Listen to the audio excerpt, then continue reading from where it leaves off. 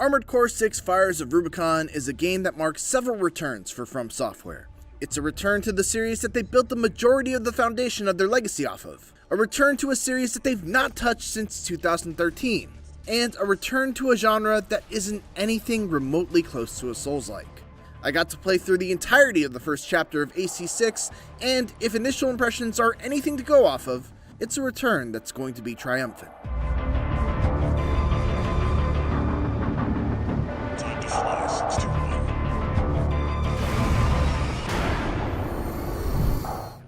My experience with Souls-likes is vast, but my time with the Armored Core series is admittedly limited. I've played the first couple of missions of For Answer, but very little beyond that. Still, given that lack of experience, one of the things that stuck out to me when I first started playing Armored Core 6 was how easy it was to pick up and play. Your two arm weapons are mapped to the left and right triggers, your two shoulder weapons are mapped to the bumpers, X jumps, square does a quick dodge, clicking in the right stick changes your targeting mode to lock on, and clicking in the left stick engages your assault boost that basically acts like a sprint. If you've played a third-person shooter before, Armored Core 6 should feel very familiar, albeit much heavier and more boosty. This is fortunate because, in typical FromSoft fashion, Armored Core 6 put my skills to the test right out of the gate. The first boss fight against an AH-12HC helicopter was a real sink-or-swim moment, one that demanded I use every tool at my disposal, from my rifle, to my energy sword, to my missiles, to my quick dodges, to my assault boost, and my ability to manage my energy output properly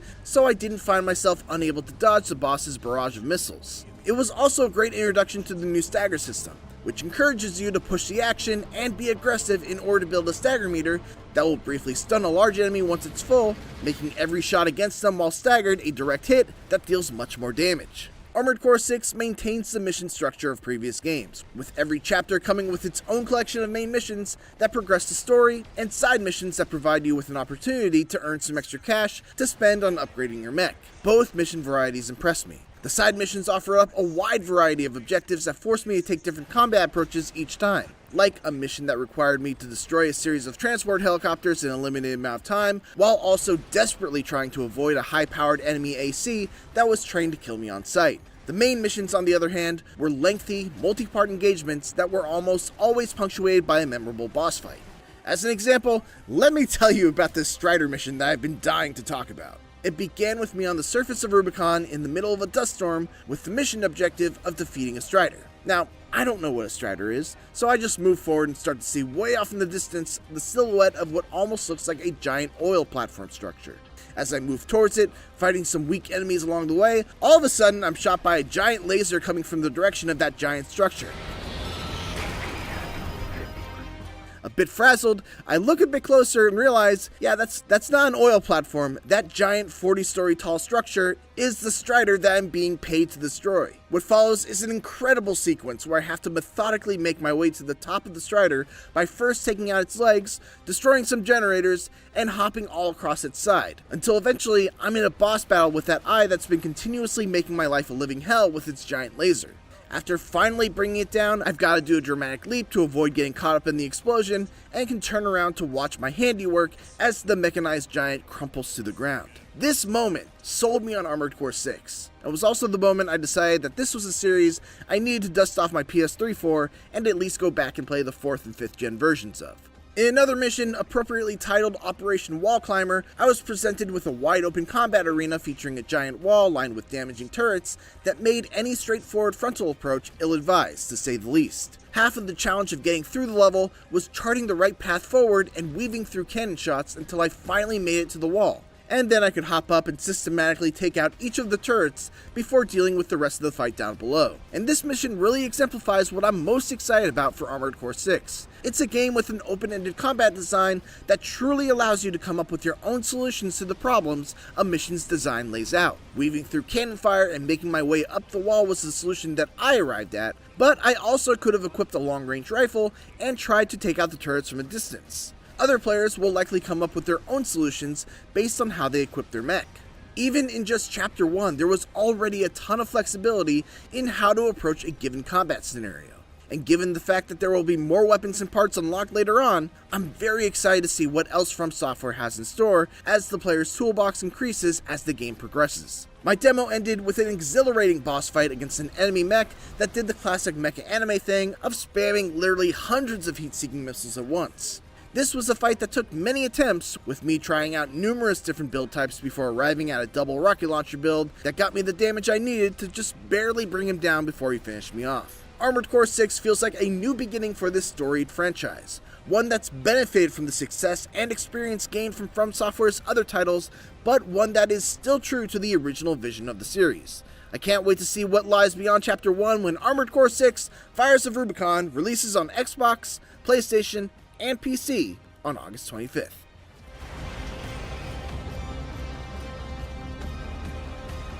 You must be Raven. One of the infamous handler Walter's hounds.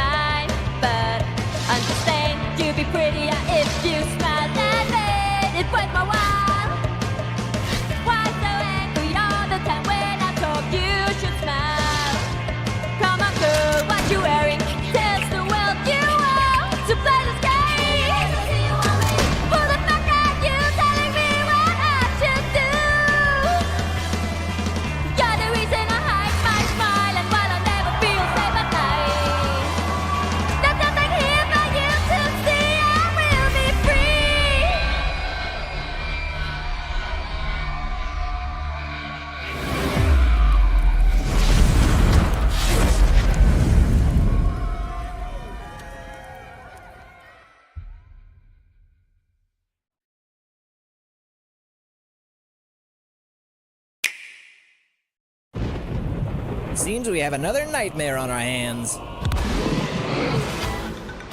Come on! Come on! Step right up! Everything's sustainable already!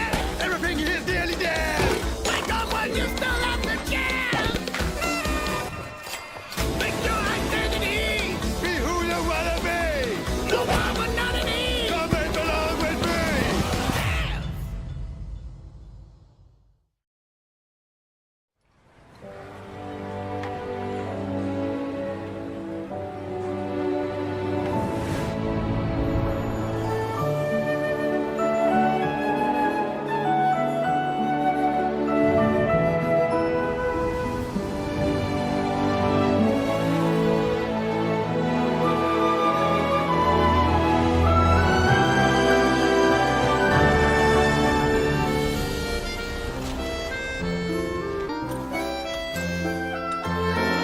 This is no time for distractions.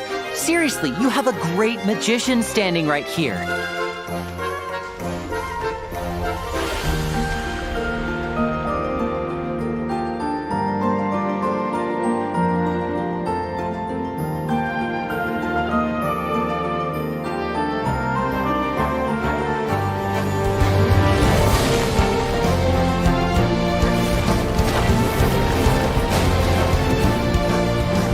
Bombs away! Step on up! Here comes the finale.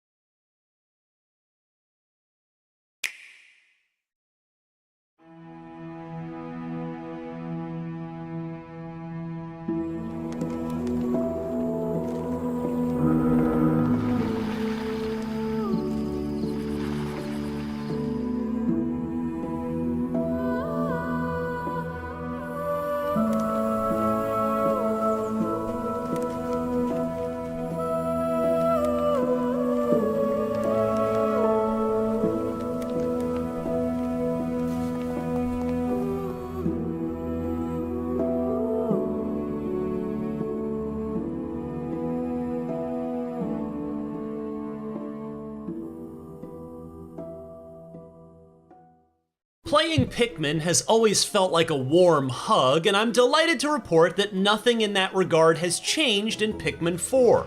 During the hour I spent roaming around in story mode, delegating tasks to my little leaf-headed guys, as well as my new sidekick, a very cute two-legged bug-eyed canine fluffball named Euch, I constantly had to remind myself to stay on task. The lure of scrounging around every little nook and cranny of the map was extremely tempting. But focus I must, because as the newest recruit of the Rescue Corps, my crash-landed crewmates and civilian castaways were splayed out, waiting for me to save them. Once again, I landed in a forest area called Sun-Speckled Terrace with my red Pikmin waiting to be extracted from the onion, ready to be tossed around and respond to my every command and whistle. This time, though, I was also greeted by my new buddy, Euch. This alien pup has tons of handy uses.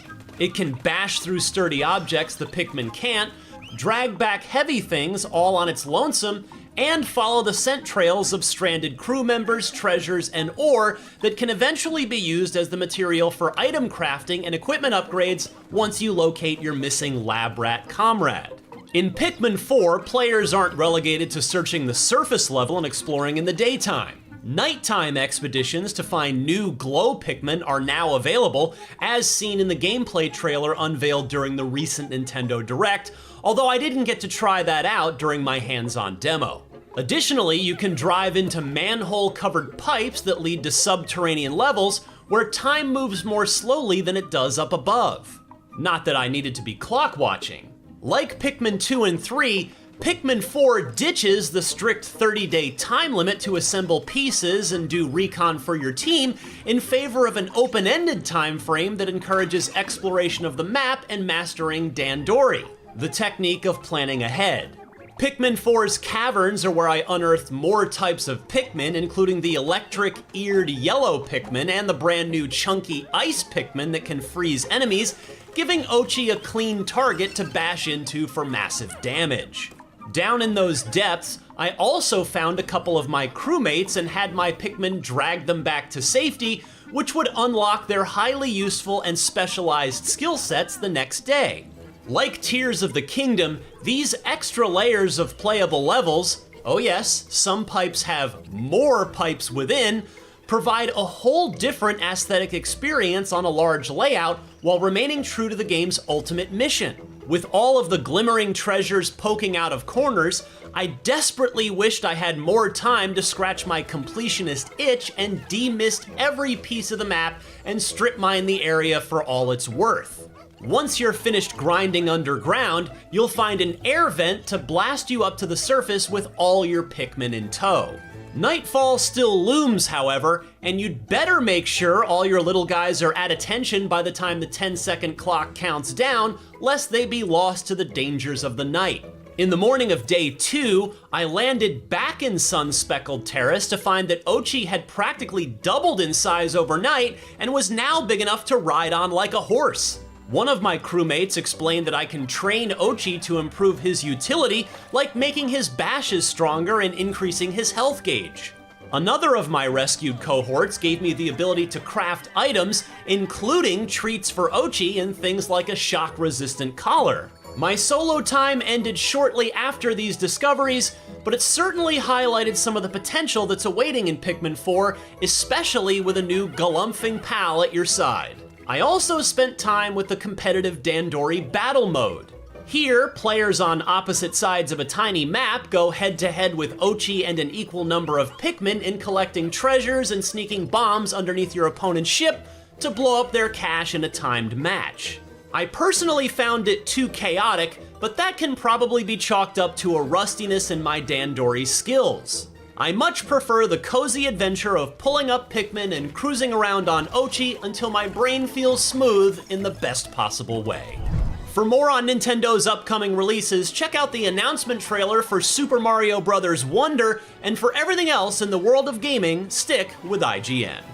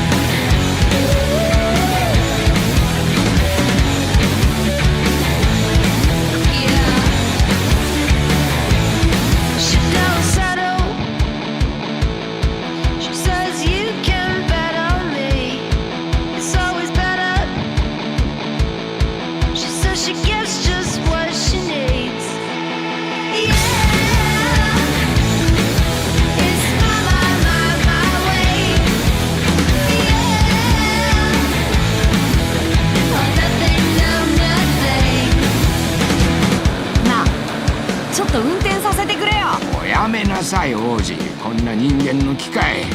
いいぞ、やってみるか。いいのか？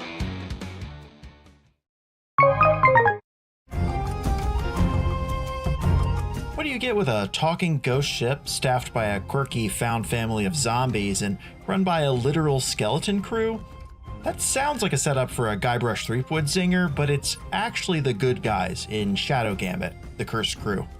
This outstanding stealth tactics game has you managing teams of magic-infused undead pirates on their mission to find a lost treasure, serve justice, fulfill their last regrets, and outwit the skeletal monkey that terrorizes their ship. You bearded squirrel.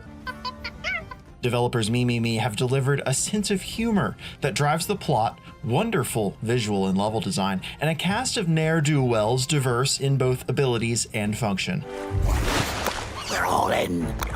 All of that means Shadow Gambit: The Cursed Crew sets sail as perhaps the finest stealth tactics game ever made, charting a course for the genre's future that's brighter than ever.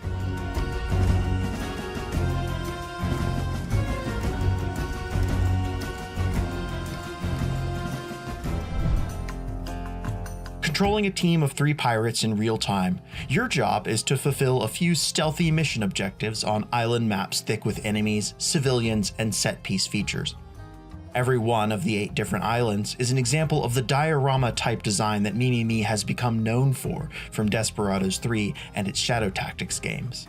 These moving tapestries aren't just pretty scenery, but stealth puzzles for you to solve, and ingenious knots of patrol routes and stationary guards to tactically unravel. It's also by far the most accessible game I've ever played in this genre, with varied mission times allowing shorter play sessions and a lot of easily tweaked difficulty settings. On a basic level, Shadow Gambit follows in the footsteps of the Commandos games. You maneuver your hand-picked crew around, using their powers to evade, outwit, and take down guards before, often hilariously, hiding their bodies in convenient bushes and the like. It's not fully real-time, in that you can also use shadow mode to pause, give an order to each of your crew, and then unpause to execute those commands simultaneously. You do all that in service of your mission in the Lost Caribbean, a magical island chain in an alternate version of our own world's golden age of piracy. This is a strange place, one where the dead rest uneasy and some return to life as undead cursed, and are inevitably forced into a life of piracy. That might make it seem like you're the bad guys, but trust me, the Inquisition that's chasing you are zealous jerks. Take as evidence that non-violent civilians are perfectly happy to watch your rotting crew murdering the Inquisitors and never once snitch on you for it. Wait, we're on your side. It's a setting tailor-made for rip-roaring, high-seas adventure, which is just what Shadow Gambit provides.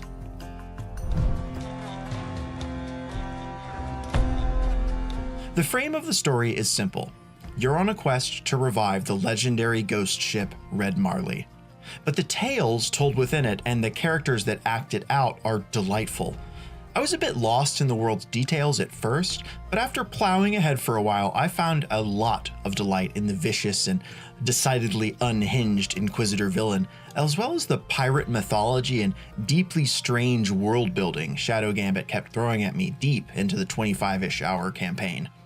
Even within the campaign, each island is a place you visit more than once, and they're intricate enough to justify that. Take Angler's Bay, a ramshackle town built on an island where a massive magical leviathan was drawn onto land and slain. The level itself has distinct areas you learn to love or avoid, and those are miniature challenges in and of themselves. The graveyard is one, the open sight lines of the docks another, and the dense multi-level slums a third. Know your mission is going to go to the slums? You'll want one that's good at moving up and down the rooftops. The docks? Bring a crew that can swim. Move like water. It's telling that the only real flaw in Shadow Gambit I feel compelled to call out is where it could have reached further but didn't. For example, some levels change depending on the mission, and every map has a daytime and nighttime version that play differently. Strategies like putting out a torch obviously don't work during the day. Despite that, I did find myself wanting slightly more dynamic responses from the enemies. I'm not even talking about something on the level of IOI's Hitman series, But it'd be nice if the enemy deployed extra patrols or was just a bit more cautious after finding dead bodies around. The tools available to you while you play are a remarkable feat of design that make it difficult to go back to any other stealth tactics game. You can quickly and easily highlight interactables and guards with a single button. You can see the view cone of any given guard, which is easily understandable as either striped for partial vision or filled for full sight. The most useful of all is the ability to tell exactly who can see a given location or character, drawing a yellow line between their eyes and the spot in question. I never felt like I didn't have the information I needed to make a plan, and that's an empowering sensation that's at the heart of a good stealth tactics experience. You may not have the feeling of really being there as the mission goes down as you might in a first or third person game, but you're still planning and executing the heists, assassinations, and intelligence gathering. It's a mastermind simulator, one that creates the illusion of being an incredibly clever planner even when you mess up so badly you've got to reload a save and try again. Part of that's down to the fact that quick saving and reloading is an in-universe power that characters comment on. We can start from here again. Incorporating save scumming into the game design pays dividends in the moment-to-moment play because even when I had a few moments where I forgot to save for a while and had to redo a big chunk of a level, the sheer options available to tackle a scenario make replaying them a lot less repetitious than it can be in other games. The 8 characters are each uniquely designed and delightfully voice acted. I thought you'd never ask. Everybody has their own storyline, both in the form of a mission or 3 and in goofy side stories aboard the Red Marley itself that take place between other missions. I was a pretty big fan of those, working as they did to flesh out the crew, the ship, and the personalities behind each pirate. Yeah, I know. The turtles always have it better than you do. Just as importantly, every one of them behaves slightly differently, from attack speed to whether or not they can swim or climb, and they each have 2 unique abilities from the start and are later bolstered by an unlockable upgrade or third power. For instance, our navigator Afia has the power to blink teleport and freeze guards in time. Ship's Dr. Suladi's botanical prowess lets her sprout instant cover, and the noble Pincus von Presswald can use ghostly possession to take control of an enemy. My favorite, though, is Mr. John Mercury, the ship's carpenter. Aye. He's a jolly lad who loves to sing, drink, hang out with his fish Sir Reginald, and do otherwise righteously piratical stuff. He's also able to sink into a nether dimension and drag enemies down with him. A handy power, especially when Sir Reginald pops out to distract baddies for you. Also up there is Gael, the Red Marley's master of cannons, whose magical gun can suck up and launch other characters, good or bad. She's a great example of where Shadow Gambit encourages you to use its variety of strange powers to break its scenarios. Gael can just shoot people up walls, skipping entire chunks of levels, or bypassing the puzzle around taking down a guard on a tower. Her cannon-based melee attack upgrade is also the source of one of the funniest single animations I've seen in a video game. I hope you don't struggle with confined spaces. In a further brilliant move emphasizing character variety, Shadow Gambit has a system to ensure you don't get too comfortable with any given crew composition. Each mission earns points towards new upgrades, and the longer a crew member has been out of rotation, the more bonus points you get when you finally cash it in and bring them on a job. The end of the story, let me be clear, isn't the end of the fun. After you beat the campaign proper, you're able to keep going to replay missions and finish skipped side quests, as well as reveal a full list of all the hidden achievements and challenges to hunt down in missions. I enjoyed all that so much that I've spent another 10 hours just fooling around in missions I'd previously done to try out challenges and alternate paths. Always the mark of a good stealth game. And I'm definitely going back for more challenges and unlocks. Shadow Gambit: The Cursed Crew is a peak example of the stealth tactics genre from a studio that is clearly mastering its craft. Its mission structure is spread across excellently entertaining levels with rich detail to find and master, while characters shine with voice performances, endearing humor, and colorful art that both delight and impress. With innumerable ways to approach its levels and an extremely smart integration of the practice of saving and reloading into the world's fiction, it's firing on all cylinders in all categories, except perhaps enemy AI. Frankly, I don't know anyone I wouldn't recommend it to. Not too shabby. For more, check out our reviews of Pikmin 4 and Jagged Alliance 3. And for everything else, stick with IGN. Peggy 7.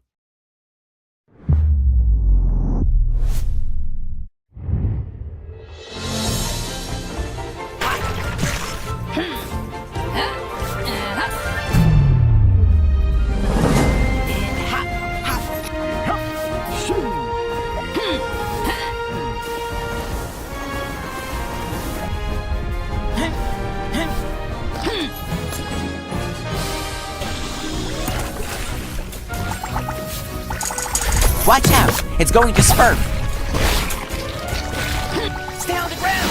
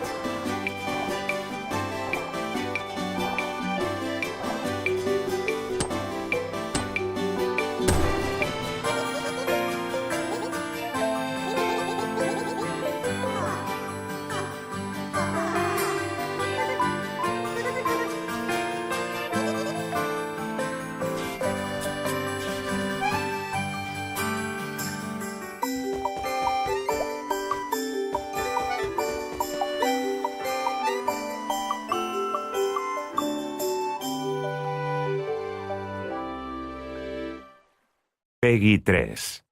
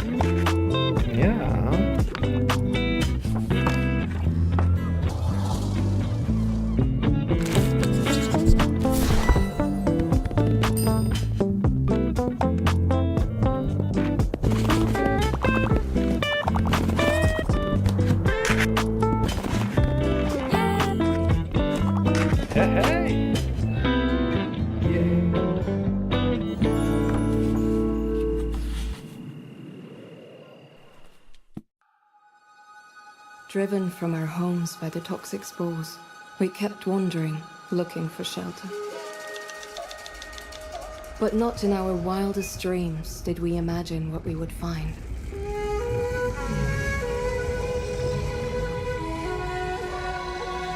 After all this time, we were given an opportunity. Together we will cross this vast poison wasteland. In search of a place yet untainted.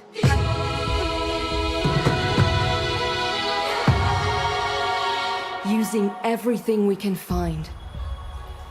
To build a society that can protect and provide for all of us.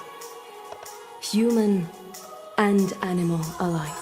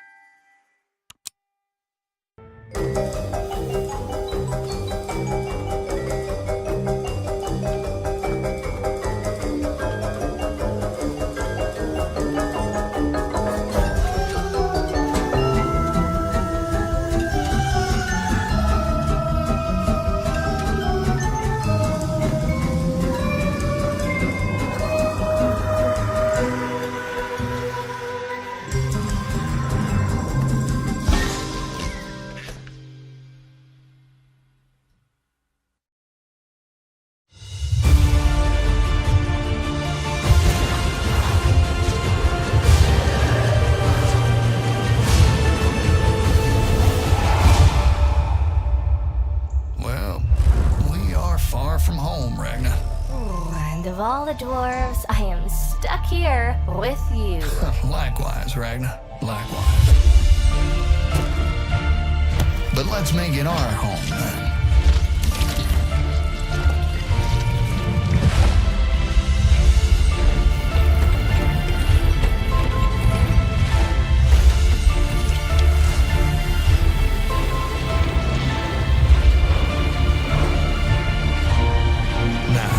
Let's put your skills to the test, Ragnar. More islands! As far as the dragon eye can see. And one of them will be our next stop. True, look out! Monsters.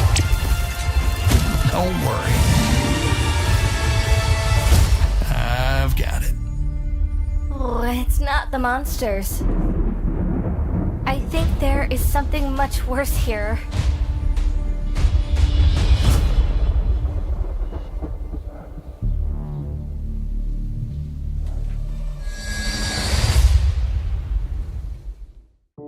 The Legend of Zelda Tears of the Kingdom has somehow outdone its predecessor in terms of open world exploration, organic discovery, and freeform gameplay, resulting in a modern masterpiece with hundreds of secrets to discover. Over 2 months since the Zelda sequel's launch, players across the internet have found dozens of gameplay secrets, smart design elements, and cute details that make Tears of the Kingdom a game for the ages. Here are 60 details we love in The Legend of Zelda Tears of the Kingdom, many thanks to the players on the IGN Guides team and fans across social media for discovering many of these fun nuggets. If you fuse a rock to any one of your weapons, you never have to complete a Korok missing rock puzzle the right way ever again. Just slam your weapon into the missing space or drop your weapon and use Ultra Hand to move it to the right spot. Puzzle solved. If you do want to actually find the missing rock, did you know that the gap in the rock circle usually points in the direction of the missing rock? While you can't access your stockpile of Zonai devices while inside a shrine, you do get to bring all of your weapons and shields in with you. So if you're having a particularly tough time advancing through a puzzle, you can leave the shrine and fuse whatever you want to your inventory. Usually bringing in a bunch of rocket shields into a shrine can help. Fusing bomb flowers to your shield is a great way to get an explosive jump into the air when you start to shield surf. Do you ever see those explosive crates and barrels sitting around in bokoblin camps? Fuse them to spears to get a great long-range javelin explosive. Addison's not the only one who can be a walking advertisement for Hudson Construction. In Terrytown, you can fuse one of the President Hudson signs to your shield to create your own personal billboard. Similarly, you can fuse Riju's sand seal plushies that you find in her room in Gerudo Town. Defeating Wizrobes in Tears of the Kingdom nets you their weapon, which is usually a magic rod with either a ruby, sapphire, or topaz attached.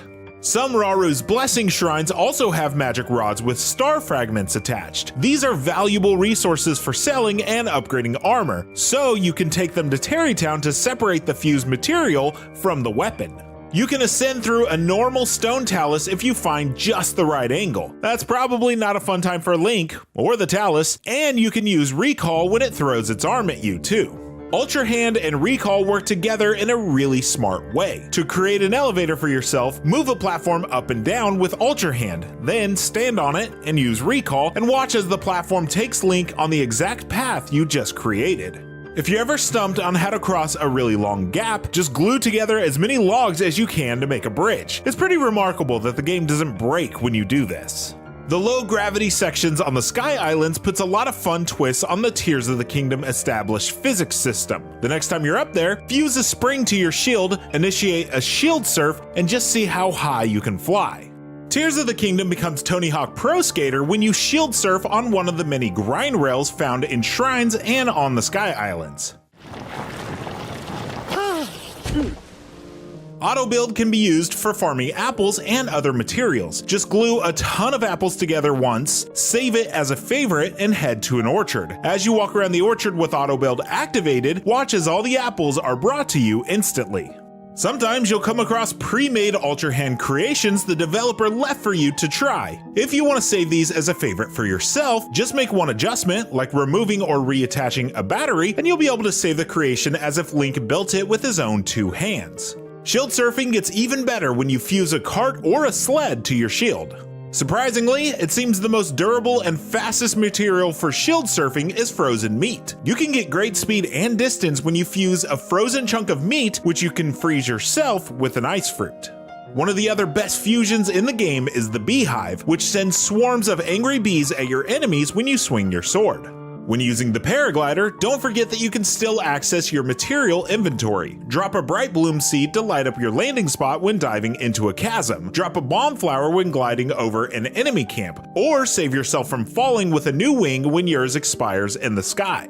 Using Yonobo's Sage ability or rock hammers when mining through some of the denser caves can get exhausting. Instead, just activate a Zonai cannon and grab it with Ultra Hand, or fuse it with your shield to let technology do the work for you.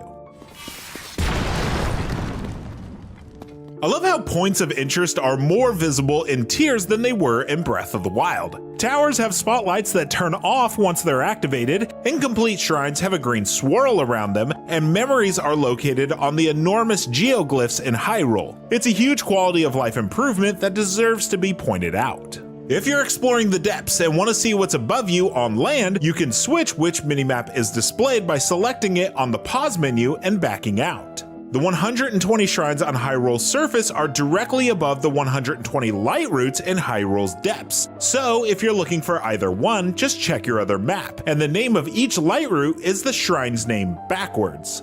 The Depths is truly Hyrule's dark world mirror, and not just because it's dark. Mines are directly below Hyrule's towns, bodies of water on the surface are impassable walls in the depths, goddess statues line up with the bargainer statues, and a lot more.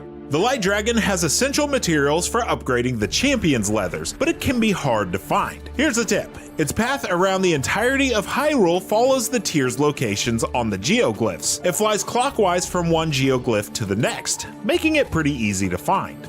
You can follow these bloopy bunnies into nearby caves, making bubble frog farming much easier. Once you've found all the treasures in a shrine, a chest icon will appear next to it on the map. Completionists rejoice! There's dialogue for seemingly any scenario, no matter what order you complete quests in. For example, if you find the end goal of a side quest before even unlocking the side quest, the game is prepared with a separate branch of dialogue. NPCs that you rescue will remember your good deed later on in the overworld and may even have stuff to sell you. NPCs react to the weather and time of day. For example, Pen once apologized to me for making me come to work while it was pouring rain, and stable owners are always surprised at how late I'm awake. If you try and bring the stable trotters a different direction than the fairy fountain, they'll turn back. Oh, and don't set their stagecoach on fire either. They don't like that. NPCs will react to your different outfits, or lack thereof, if you're wearing underwear. You can sniff out members of the Yiga clan by talking to suspicious NPCs while wearing the Yiga clan outfit. They'll tell you to take off the outfit, saying that we should lie low when in public. Important places from Breath of the Wild have cool little Easter eggs in Tears of the Kingdom. For example, you can go to the Shrine of Resurrection to get an auto-build schematic. Go to Link's house in Hateno Village to discover that Zelda moved in. And you can get a big hint as to where the champion's leathers are located. And the Temple of Time on the Great Plateau holds a nostalgic nod to one of Breath of the Wild's most memorable moments, getting the paraglider.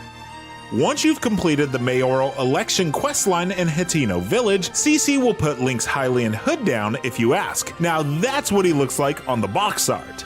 Fashionista CC shares design similarities with another stylish Zelda character, Madame Couture, the boutique owner from The Legend of Zelda Triforce Heroes. King Rauru is a nod to Ocarina of Time, where the Sage of Light's name is also Rauru.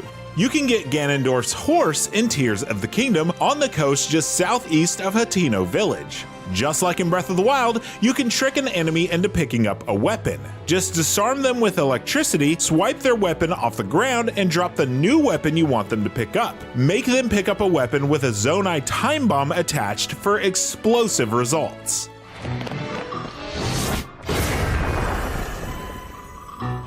Sometimes you can cause a battle between two different enemy types, like a band of bokoblins and a group of Zonai constructs.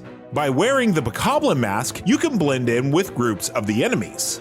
Drop an apple to give a bokoblin a snack before sneaking around his back and taking him out. When a flux construct is high above you, use recall on one of the blocks it fires at Link to take a joyride up to the weak spot. Use Ultra Hand to remove a Flux Construct's hands and feet so it can't stomp you or slam you anymore. Use Recall on a rock like Like's boulder or Octorok's projectile to send a crushing blow back the enemy's way. Need to farm some Lionel materials? You can find the enemies waiting in the depths directly underneath the surface's stables. Throw a dazzle fruit at the skeletons that appear at night to destroy them instantly. When fighting Colgera, the boss from the Wind Temple, you can skydive straight through its weak point to deal massive damage. Hinoxes have some of the most fun reactions. Repeatedly shooting them in the eye with an arrow causes them to hold their hand up to protect their eye, and you can burn off their wooden shin guards to get a rise out of them as well. When it's raining in Hyrule, the waterfalls from some of the Sky Islands near Zoro's domain fall even further to the surface, giving you an easy way to get up to the Sky Islands. If you land in the water without any stamina, Link gets a last-minute burst of energy to give you a final chance to get to shore. Link shivers when it's unbearably cold and sweats when it's hot. In hot areas like Gerudo Desert, it's cooler in the shade than when you're in direct sunlight. There are select Hudson signs where you can use your horse to keep the president standing. How did Addison not think of that? You can fish easily with a shock fruit or bomb flower. Throw either material into the water and collect all the freshly cooked fish. Just like in Breath of the Wild, the game over screen color changes depending on how Link died. If Link drowns or is frozen, the text is blue. If he's electrocuted, the text is yellow, and so on. If you hold ZL when taking selfies with the camera, you can unlock some extra epic poses for Link. How about taking a break? You can make a simple campfire to rest at with a piece of wood and a fire fruit. Breath of the Wild was designed originally for the Wii U, and the Sheikah Slate resembled a Wii U gamepad. Tears of the Kingdom was designed for Nintendo Switch, and the Purapad has undergone a redesign to represent Nintendo's hybrid console. And those were just some of the incredible details in Tears of the Kingdom, and players will surely uncover more for years to come. So for everything else Legend of Zelda, stay tuned to IGN.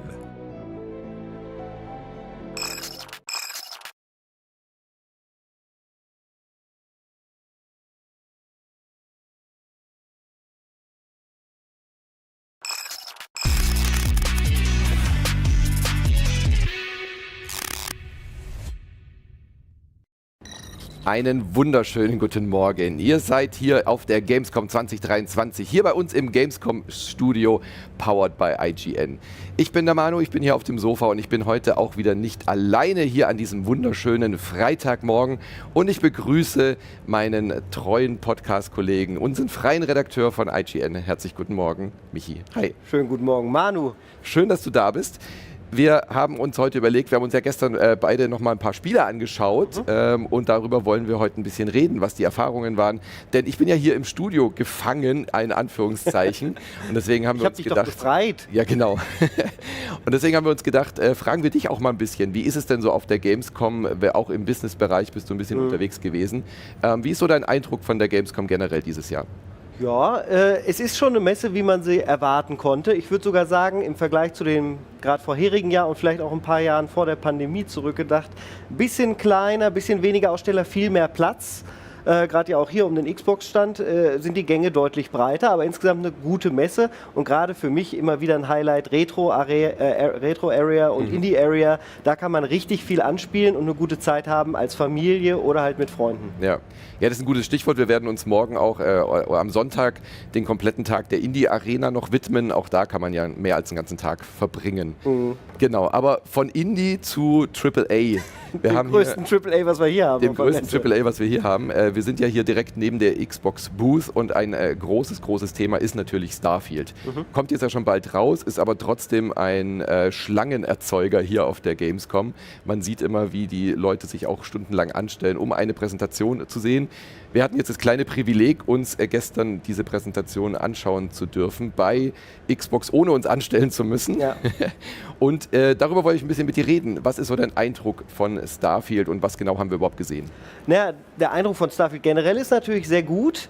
Allerdings haben sie gestern sich dazu entschieden, den Spieleinstieg zu zeigen. Das fand ich auf mehreren Ebenen interessant. Das geht natürlich dann sehr langsam los und eigentlich ist es ja ein Action-Rollenspiel, was wir da erleben. Und sie haben den Spieleinstieg gezeigt, wo man in der Mine erstmal ganz langsam hingeführt wird und da dann einen Kristall sieht, den man auch selber abbauen darf, woraufhin man ein Artefakt freilegt und nach dessen Berührung bekommt man wilde Visionen und fällt erstmal in Ohnmacht. Also so ein typischer Bethesda-Einstieg und danach geht es in den Charaktereditor. Natürlich.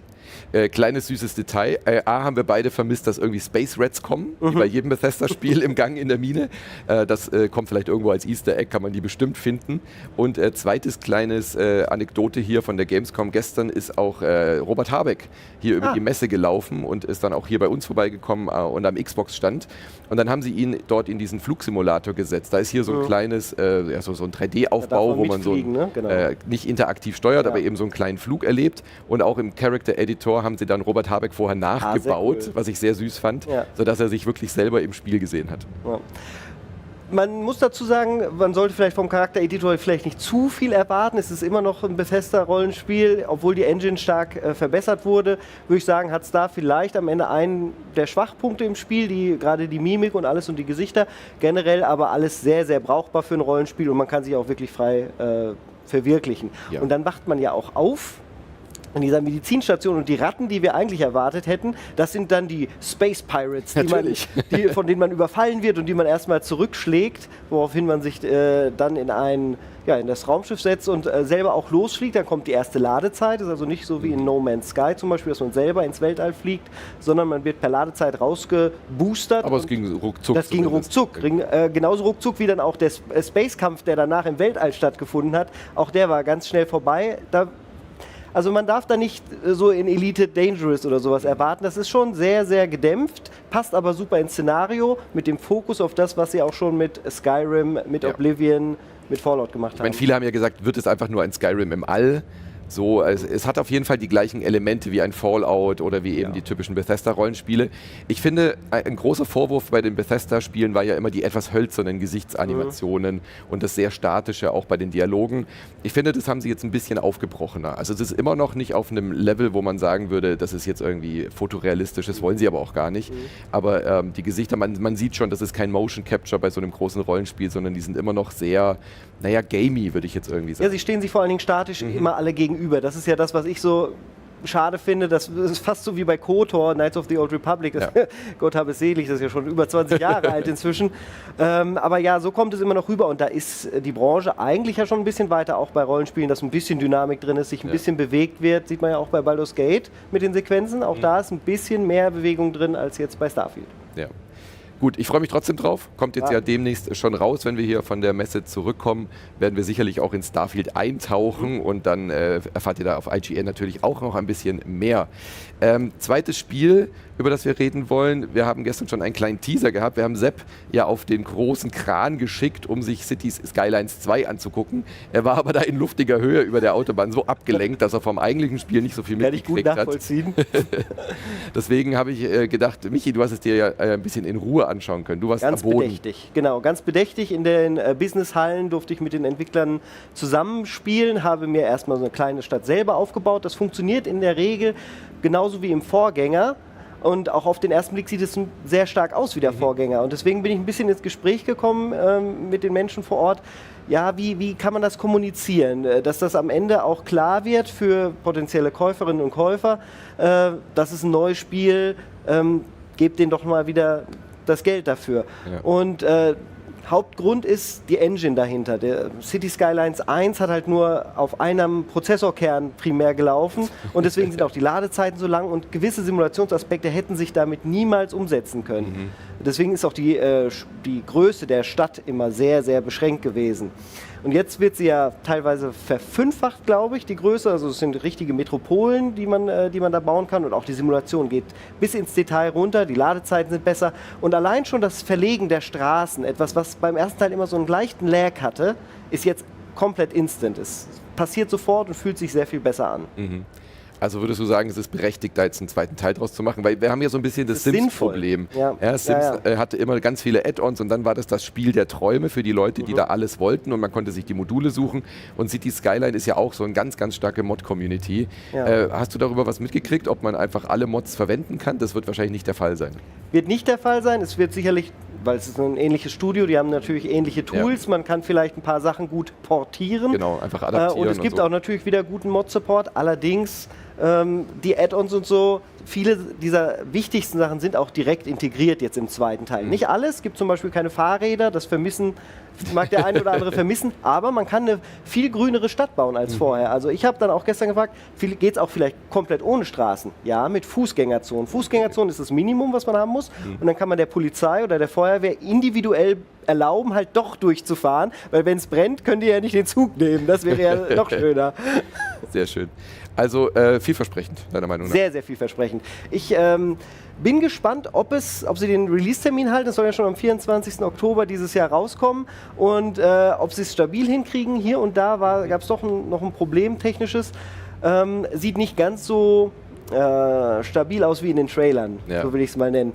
Aber, und es kommt ja gleichzeitig auf den Konsolen raus, ne? Im Game Pass sogar auch direkt enthalten.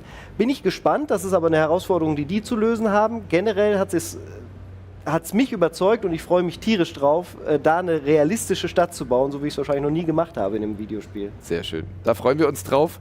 Und du hast ja auch noch ein paar andere Sachen angeschaut, über die wir leider noch nicht reden dürfen. Korrekt. Also auch das gehört immer zur Gamescom. Highlights zum Teil. Das gehört auch zur Gamescom, dass es immer auch Spiele gibt, die dann erst mit NDA, also später mit Klausel erscheinen. Aber da wirst du was dazu schreiben auf IGN. Also schaut auf jeden Fall vorbei auf IGN Deutschland und bleibt dran hier im Gamescom-Stream. Wir schauen jetzt mal, was Leo draußen in den Messehallen gefunden hat. Viel Spaß.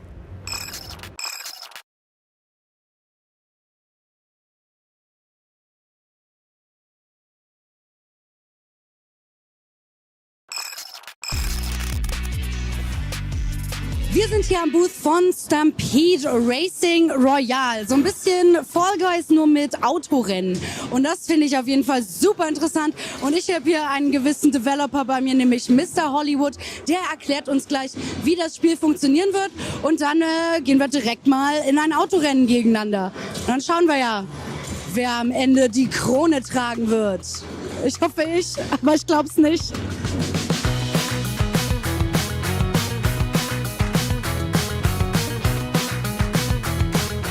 Okay, dann gucken wir uns das Gameplay mal an. Zum Glück habe ich ja hier einen absoluten Profi neben mir, der mir das alles erklären kann. Okay, so I want to try some gameplay, but luckily you're here.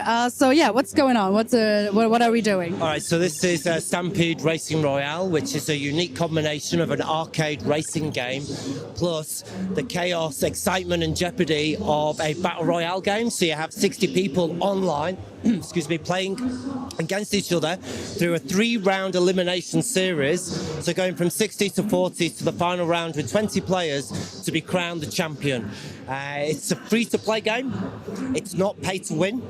So all the monetization is through cosmetics. It's how you dress your character and how you pimp your cart. It's very exciting to be at this stage of development. We're running a playtest right now, global playtest, linked to 15 PCs that we have here at Gamescom. So people here in Cologne are playing against everybody in the world. And we have just, and it's exciting news, we have just announced our early access date of November the 2nd. The game will be multi-platform next year when we go into full launch. And should we play a game? Yes, I'd love that. Let me translate first for our friends. So am 2. November könnt ihr das Spiel dann tatsächlich spielen. Es ist Crossplay, also egal auf welcher Konsole, ihr könnt euch das Ding reinziehen. Und es ist tatsächlich ein Racing Battle Royale. Und wir spielen jetzt mit echten Leuten all over the world. Wir suchen nach 60 Leuten. 60 players are currently... We're searching for 60 players. So this is the lobby at the moment. We have 1, 2, 3, 4. We've got 4 people here in the lobby. So you and I are in the same lobby right now. So we'll be playing against each other. I'll go easy, okay? Well, you know, you know what they say, beginner's luck. You never know. You never know.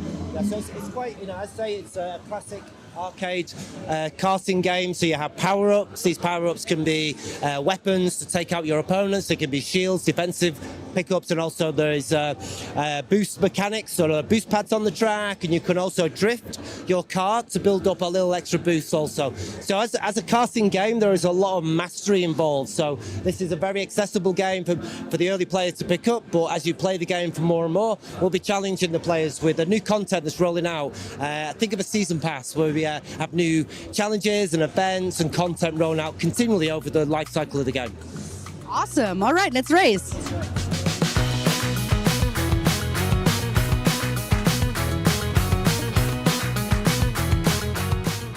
Okay, also so ein Autorennen ist doch schon ganz anstrengend, besonders mit 60 anderen Leuten. Aber ich bin ziemlich kompetitiv, deswegen würde ich sagen, ich probiere es jetzt nochmal und für euch geht's zurück ins Studio. Okay, wo sind meine Gegner? Herzlich willkommen zurück hier bei der Gamescom 2023, hier im Gamescom Studio. Ich bin Manu und ich freue mich sehr auf meinen nächsten Interviewgast. Das nächste Spiel hat mir Stunden über Stunden an Zeit gekostet. Wir reden jetzt mit Ben Brode von Second Dinner über Marvel Snap, ein Spiel, was mich fast um den Schlaf gebracht hat. Hi Ben, nice to meet you. You're the man who's killing my sleep schedule. Hey, I'm telling bad, you. Bad. Yeah, it's all your fault. So now it's payback time. You have to bring me back all the lost hours of sleep. Yeah.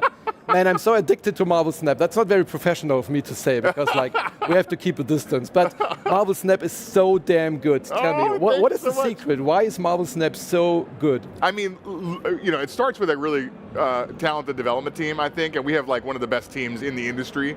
We just have a bunch of really awesome people who all also love the game.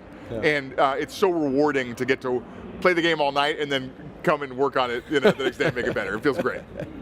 And I love your energy. I mean, you're doing a lot of great like media outlet. You have a great roadmap, and you're the star of like the videos. And I heard you like hot food, and we learned so much about you. I mean, you still have like the highest energy, I think, in the whole Gamescom hall here. Thanks. That's one of my superpowers. I got like an extra battery back here I can whip out. Yeah, that's your superpower. Yeah, right, that's why you make a game about superheroes. Exactly. Yeah, now we figured it out. So the big reveal, because the game is out since a year now. Yep. I've been playing it every day, I have to say. But the PC release is coming out. You announced it on ONL actually, yes. Like it's out now. Yeah, we announced it at the time it was launching actually. So it launched while I was on stage, essentially announcing the PC. Someone pressed the button somewhere. Yes, exactly, which is very satisfying. It's just so fun to do that. But yeah, it's great. We really started the game off as a mobile game. We wanted to make it great on mobile. But we realized that the game was actually fantastic on a widescreen. Yeah. And it took a long time to really build it to be great natively on widescreen, but now that we've done it, it just feels great to be back on PC. It's something that is really important to us from our heritage. We've been doing that for a long time, so it feels great. It is a great mobile game because it like controls great, like with one thumb and stuff like that. But if you take a look at Twitch and YouTube and stuff, there's a lot of content creators jumping on this train. And it's so good for Twitch and YouTube, the widescreen support. Yeah. We've seen, I mean, it was #1 on Twitch yesterday, all day, and that's it really is a great experience watching widescreen, and now we get both. Yeah. I mentioned before that you're doing a lot of great videos, so you have a great roadmap. So how do you plan ahead? Like how many years in advance do you plan this? Because I figure like as a free-to-play game, you have to go like from each iteration to each iteration to plan the next steps, right? Yeah, I mean we have to have it all done like way in advance because we've got to, we've got to create art. We have to 3Dify all the art and the variants, and then it takes an enormous amount of preparation work to get it there. But it's really fun to be inspired by all the Marvel movies, right? When we go see a new Marvel movie, we start taking notes and designing cards in the theater sometimes. So it's we get a pretty big lead time. Yeah.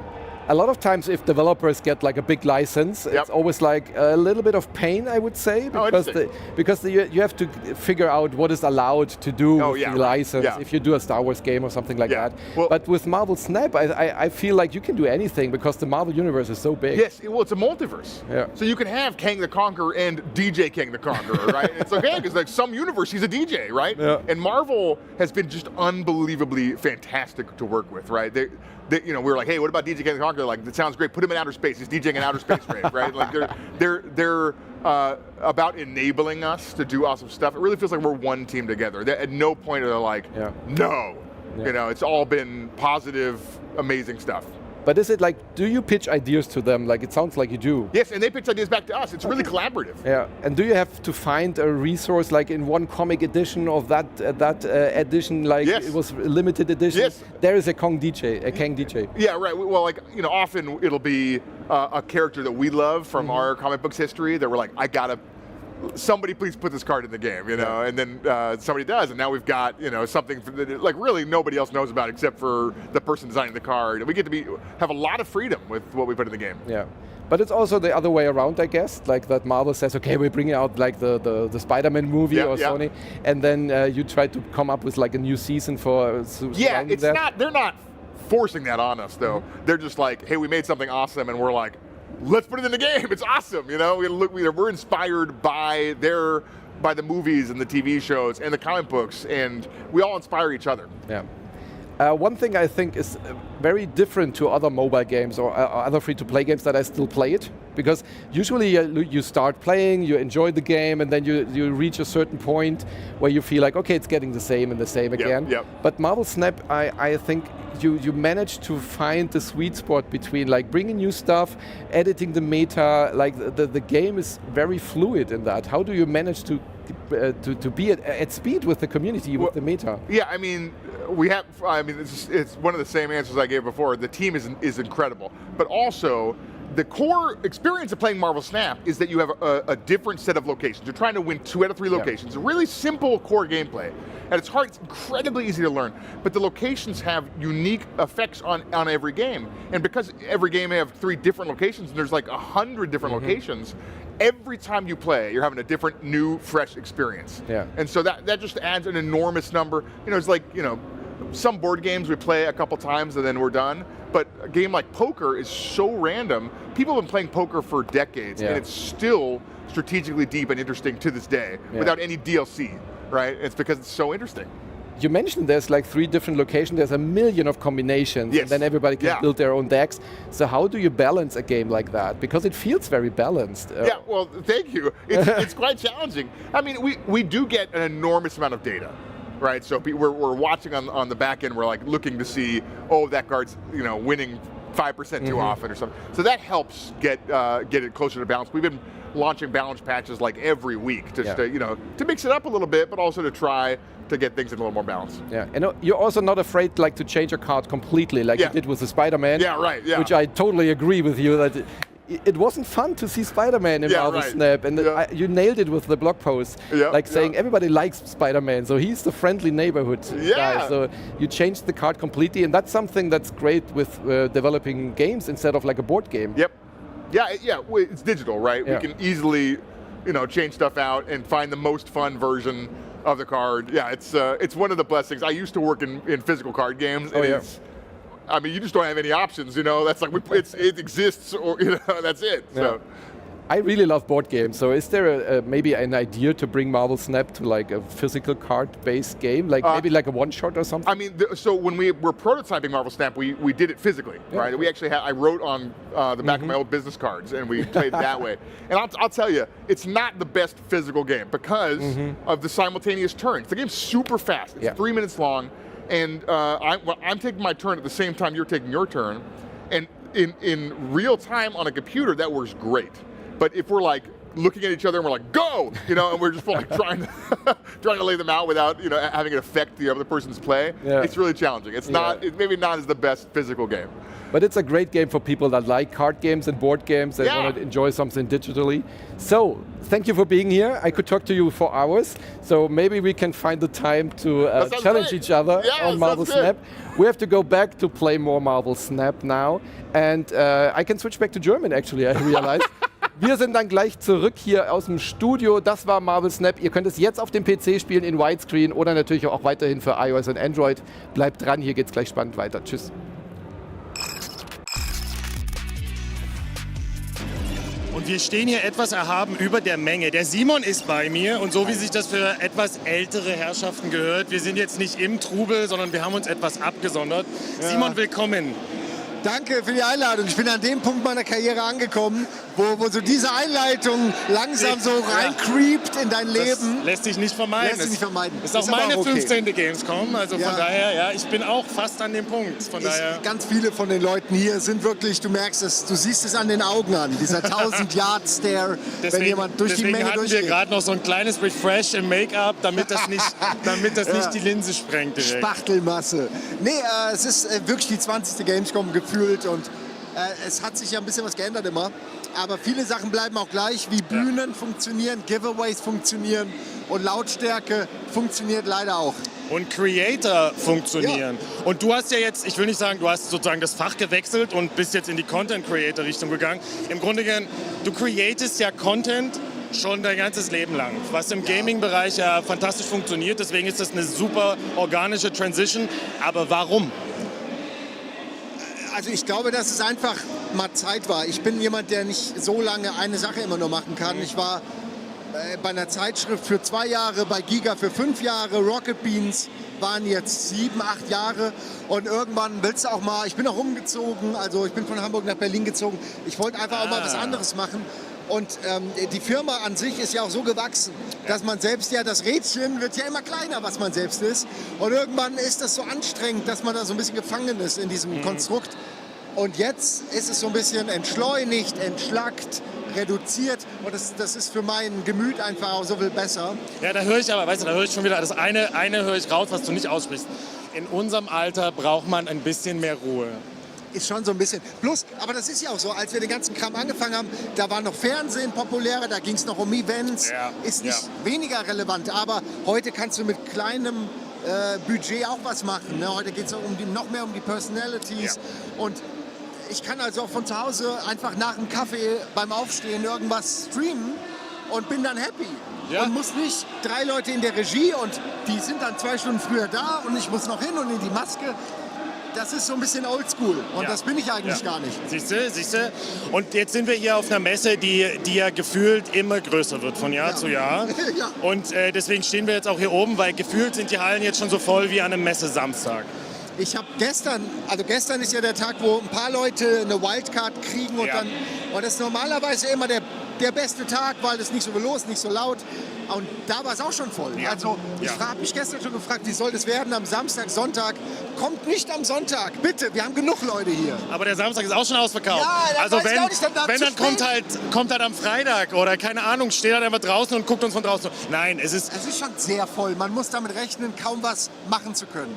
Naja, im Grunde genommen kommst du dann auch nur noch auf die Gamescom, um überall mal so durchzulaufen. Ja. Vielleicht widmest du dich einer Sache, und das war's auch schon. Wenn du bei Starfield zum Beispiel 2 Stunden anstehst, dann sitzt du 1 Stunde drin, dann ist der Tag im Grunde genommen schon halb vorbei. Dann erst mal raus und für einen horrenden Preis eine Brezel kaufen und kurz warten und dann zum nächsten. Und 2 Red Bull noch rein, das kostet auch noch mal super viel Geld. Mensch, die müssen doch noch heimfahren. Ja.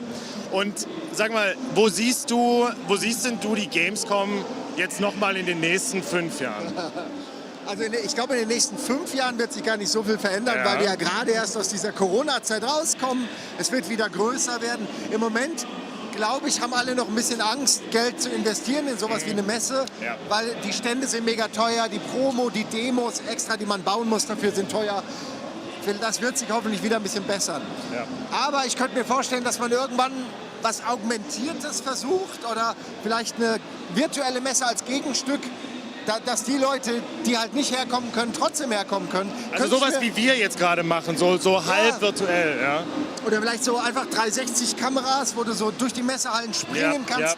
Ja. Irgendeine Form von Interaktion kann ich mir vorstellen von zu Hause. Ich bringe einfach meine FPV-Drohne mit und livestreame, wie ich durch die Hallen fliege. Das reicht vielleicht sogar schon. Jeder darf, muss sich halt nur an die Verkehrsvorschriften halten, oben dann mit seiner Drohne. Genau. Da hast du so ein ständiges Surren, das wird doch keiner mehr hören. Das stört hier sowieso keinen mehr. Also ich würde sagen, Simon, vielen Dank, dass du da warst. Ja, gerne. Ist schön, ihr habt übrigens einen sehr schönen Kasten hier. Ja, ich bin fantastisch. Ja auch Messekästen-Profi und das ist wirklich ein guter. Ja, das ist ein sehr guter. Die Absperrung mag ich besonders gern. Ja, die ist dann für den Award, dass die Leute sozusagen nicht direkt auf die Bühne stürmen. Ja. Simon, ich wünsche dir noch eine fantastische Messe. Ich euch auch. Und zurück ins Studio.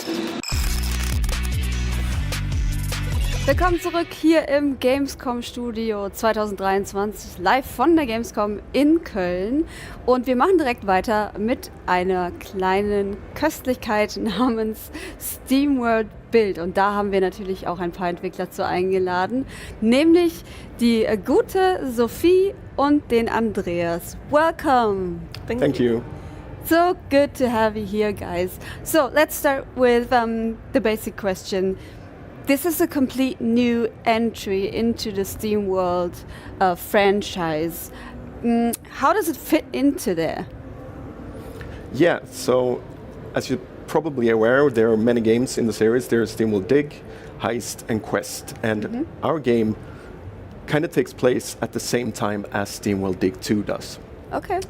So we're not at the same place, but we're doing what you say, events are happening at the same time. So the world is dying and you need to escape the dying Earth, basically. So you need to find a bunch of rocket parts to build a rocket and then escape the Earth. Okay, that's what the game is about. I heard the core gameplay is divided into two parts and they're separated from each other. Why did you take this decision? I mean, it felt right because we knew we wanted to make a city builder resource manager kind of thing, and leaving out the digging part from a SteamWorld game, of course, felt wrong. Yeah, right? Yeah, so we knew we would have to have it. The question was just how. How, yeah. So we brought some gameplay, right? Let's have a look at that. You mentioned the digging, of course. You have miners there who's supposed to dig, and then they have at some point to leave the dying planet. Why do they have to leave? Is it like if they stay, they're gonna die as well, or is there any other threat maybe involved too? Yeah, so the world is about to explode. Wow. Okay. So they have to escape.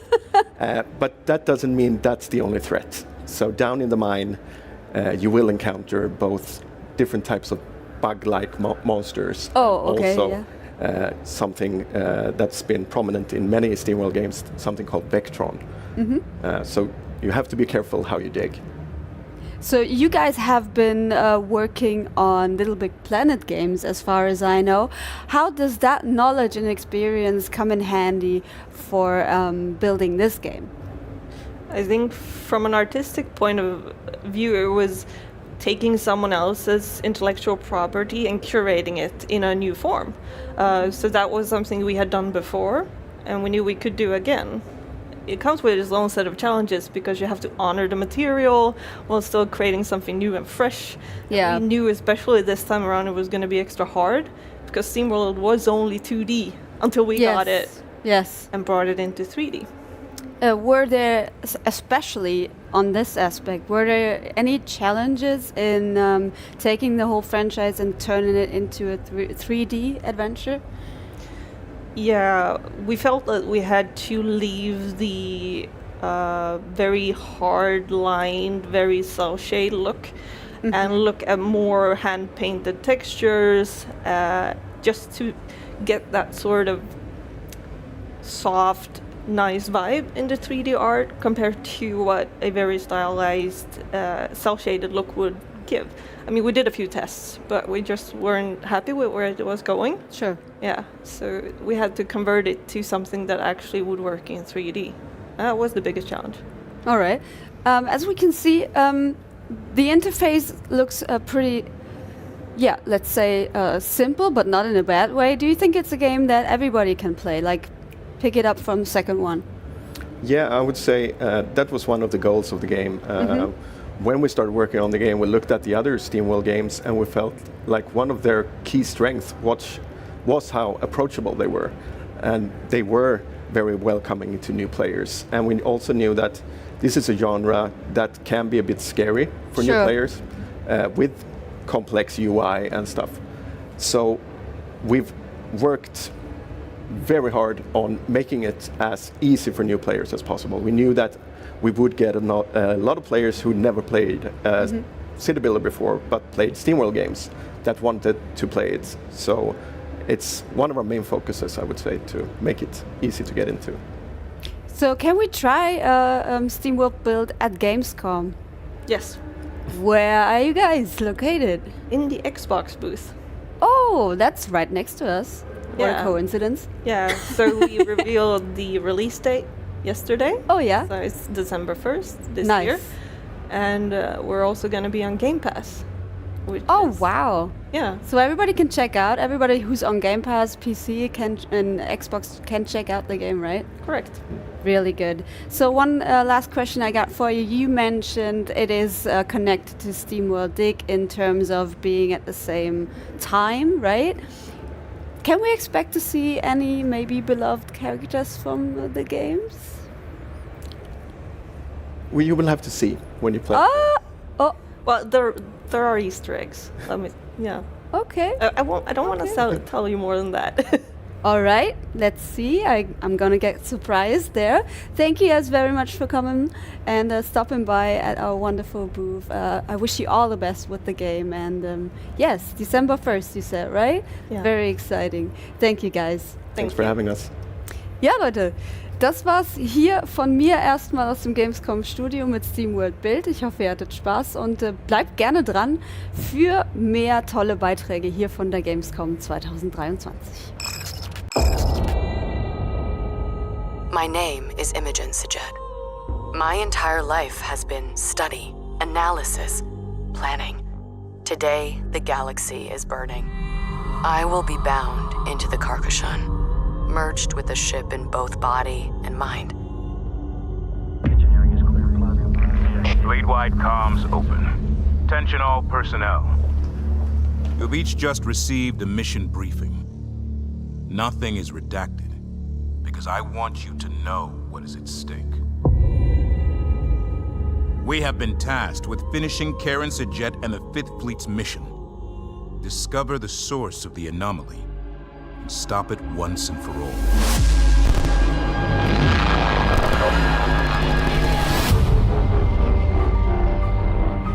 I know we were expecting a simple shakedown cruise. Proximity alert. Control enemy strike craft and weapons ready. Many of you are feeling overwhelmed, doubting yourselves. Confirmed. We've got incoming. They have us seen multiple launches. Tracking well covered. They're all over. Ask yourselves this, Fleet. Who would follow a course laid by doubt? When we already have the finest navigator of our generation. I have no doubt. We will succeed. Whatever it takes to complete the mission.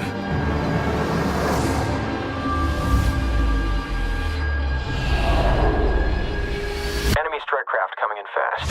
Pick your targets. Split. Close rate too high. Break. Good hit. My name is Imogen Sajed. Now, I must be more than a scientist. I am Fleet Command.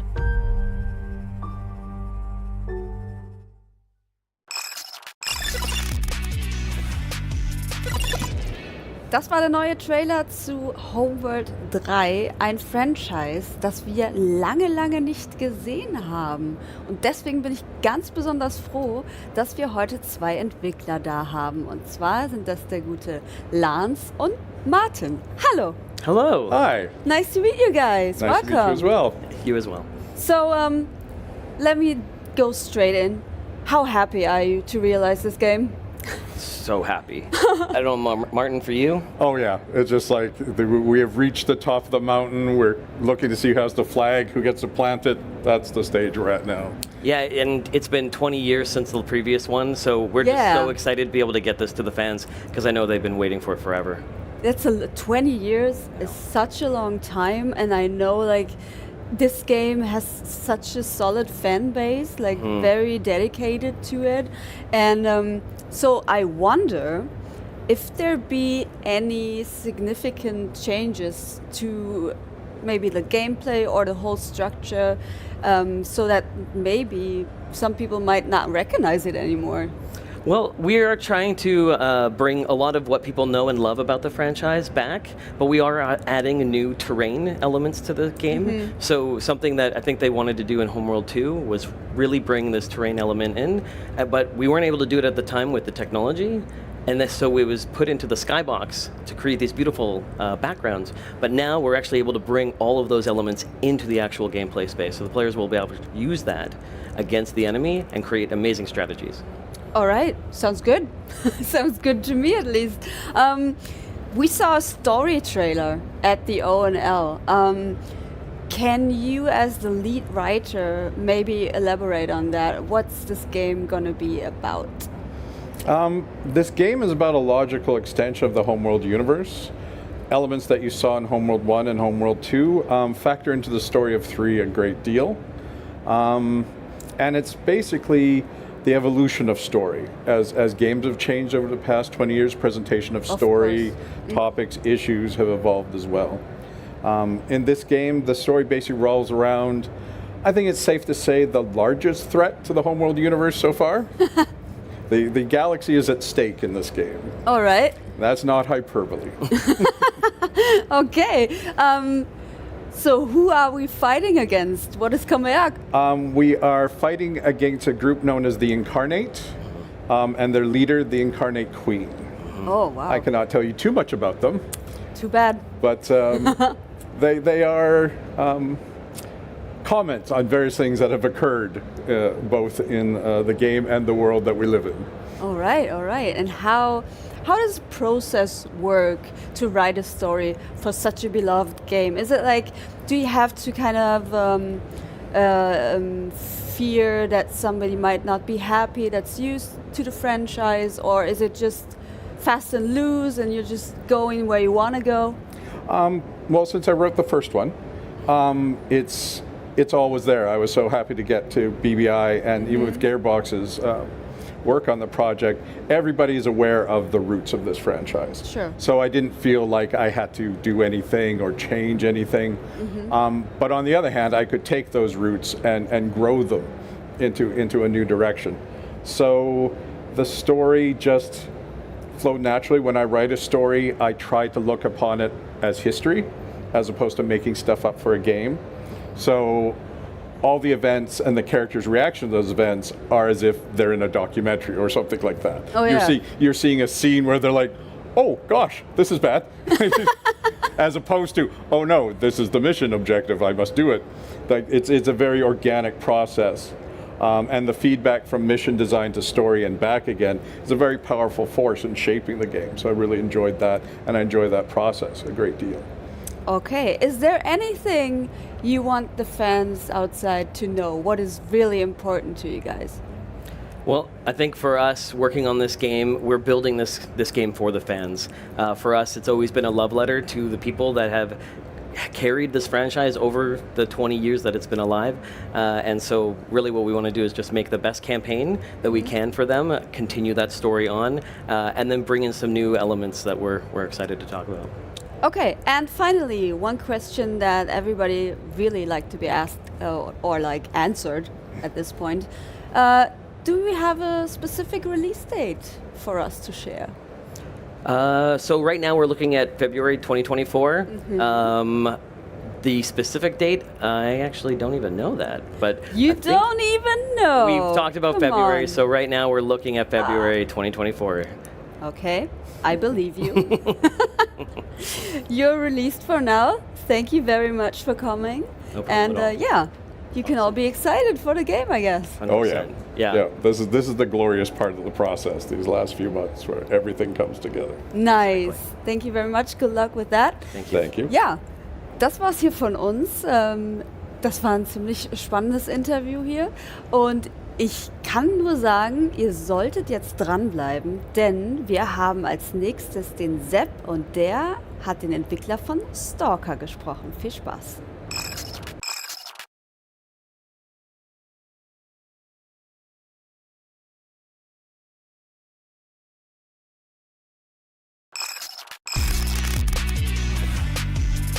Welcome back, everybody, and we got something very special for you, something you've been waiting for since 2007. It's the sequel to Stalker. It's Stalker 2, Heart of Chernobyl, and with me is Evgeny, the producer of the game. How are you doing?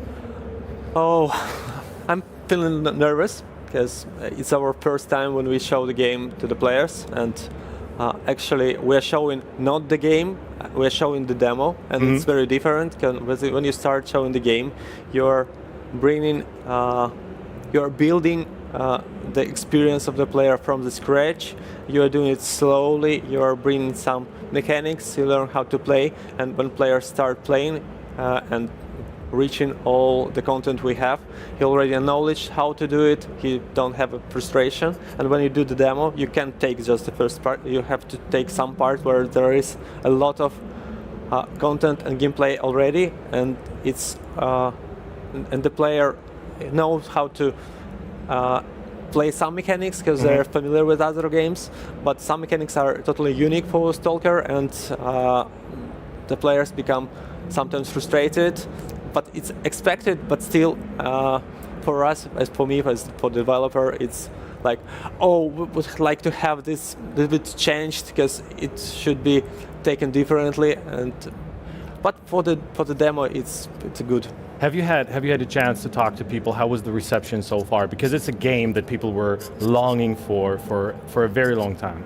I'm going there just after this interview, so I have all my meetings and works finished just before, and after this interview I go to the zone, because for me it's the most interesting part, and it's actually true for all my releases. So I finished a lot of games, and it's the most interesting part when player the first time take your game and you just watch what they're doing, how they play. There are a lot of situations when you want to help them to, oh, you should try this, but you keep yourself not passive and just fix all what you find, and it allows to improve the game, because some foundings are just, it's because of demo and we put player just straight in the middle of the game, and some findouts are rare and very important, because such iterations on real players allows to make the game good for all the players, and it's very important for us to be here and to show the game for the first time, and it allows us to make iterations on the real players, because it's very different. A lot of iterations that we can have with professional teams, with external teams, is important for bringing the quality, but it don't show what's wrong in maybe the difficulty curve, and what's wrong with some showing of how to use some mechanics. So for me it's very valuable, but we already shared a lot of feedback with my team who are there watching how players play, doing the interviews of these players, and so they share all this. So I will go there and just compare. Is it from what I can tell you, from what I've heard, I can tell you it's been very positive so far. So people were very happy. Putting the game aside for a second, I got to ask you, you're in a very special situation as a whole team. How are you guys coping? How are you guys dealing with the situation you're in right now, coming from Kiev? Yeah, it's a good question. It's very different from what any other developer used to work in, and even when COVID starts, it was like, oh, we haven't faced the situation like this. It's hard to do the game during the COVID. Oh, we had to rebuild how we work, how we cooperate, and it was hard then. But having a war is totally different. It's hard. It's frightening. It's hard to take as okay when people are dying, and it's like it's your people, it's your your country that you love, and part of our employees go to the army, and they're protecting our country, and that was their decision that they just take the first day it comes, they just go to the army and start doing their work. They don't have any fighting experience, but they just want to be there. And for biggest part of our team, we just leave the country before the war starts, when we realized it's gonna be very bad. Mm-hmm. And there was a point where we understood that we were watching the TV, what's Russia were saying, the facts, what's going on in Ukraine, and we understood that it's gonna happen. Yes. And there is no way not to happen, and it was very frightening. It was, I guess, one of the frighteningest day in my life. And then the war starts. It was also frightening, but we already was prepared to this, and I can assure you that we're all with you, and we're very happy today that you're here and enjoy Gamescom the most you can. And let's focus on the game a bit for a second. So you guys are using the Unreal Engine. What kind of benefit does the Unreal Engine give you in terms of reproducing the atmosphere from the first game? Because the zone and Pripyat and Chernobyl itself is something I think the Western world will never get a real hold of, because it's something that was so hidden and so miscommunicated when it happened that people will never really understand how a city was evacuated in one day, leaving everything behind, from clothes to basically everything people had. And there's a huge fascination, people traveling to the place, to the zone actually, and checking out the place, although, well, it's a nuclear wasteland. Yeah. So how did the Unreal Engine help you to go above and beyond and recreate that atmosphere?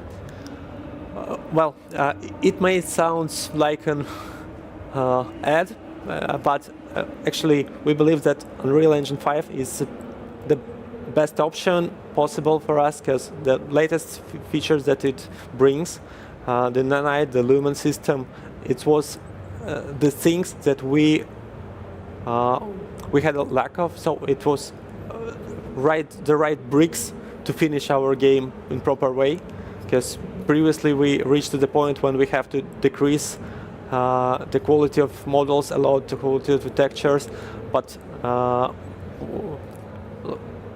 much earlier, before there was an announce of Unreal Engine 5, we start working with Epic team on implementing Unreal Engine 5 in our game. We start working with all these technologies, and it's become clear that it will allow us to do what we want. And there still was a lot of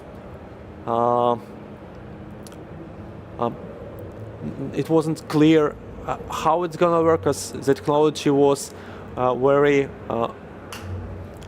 raw in this stage, but at this point it's production ready and it's very good, and I think that was very right decision to take Unreal Engine 5 and Unreal Engine.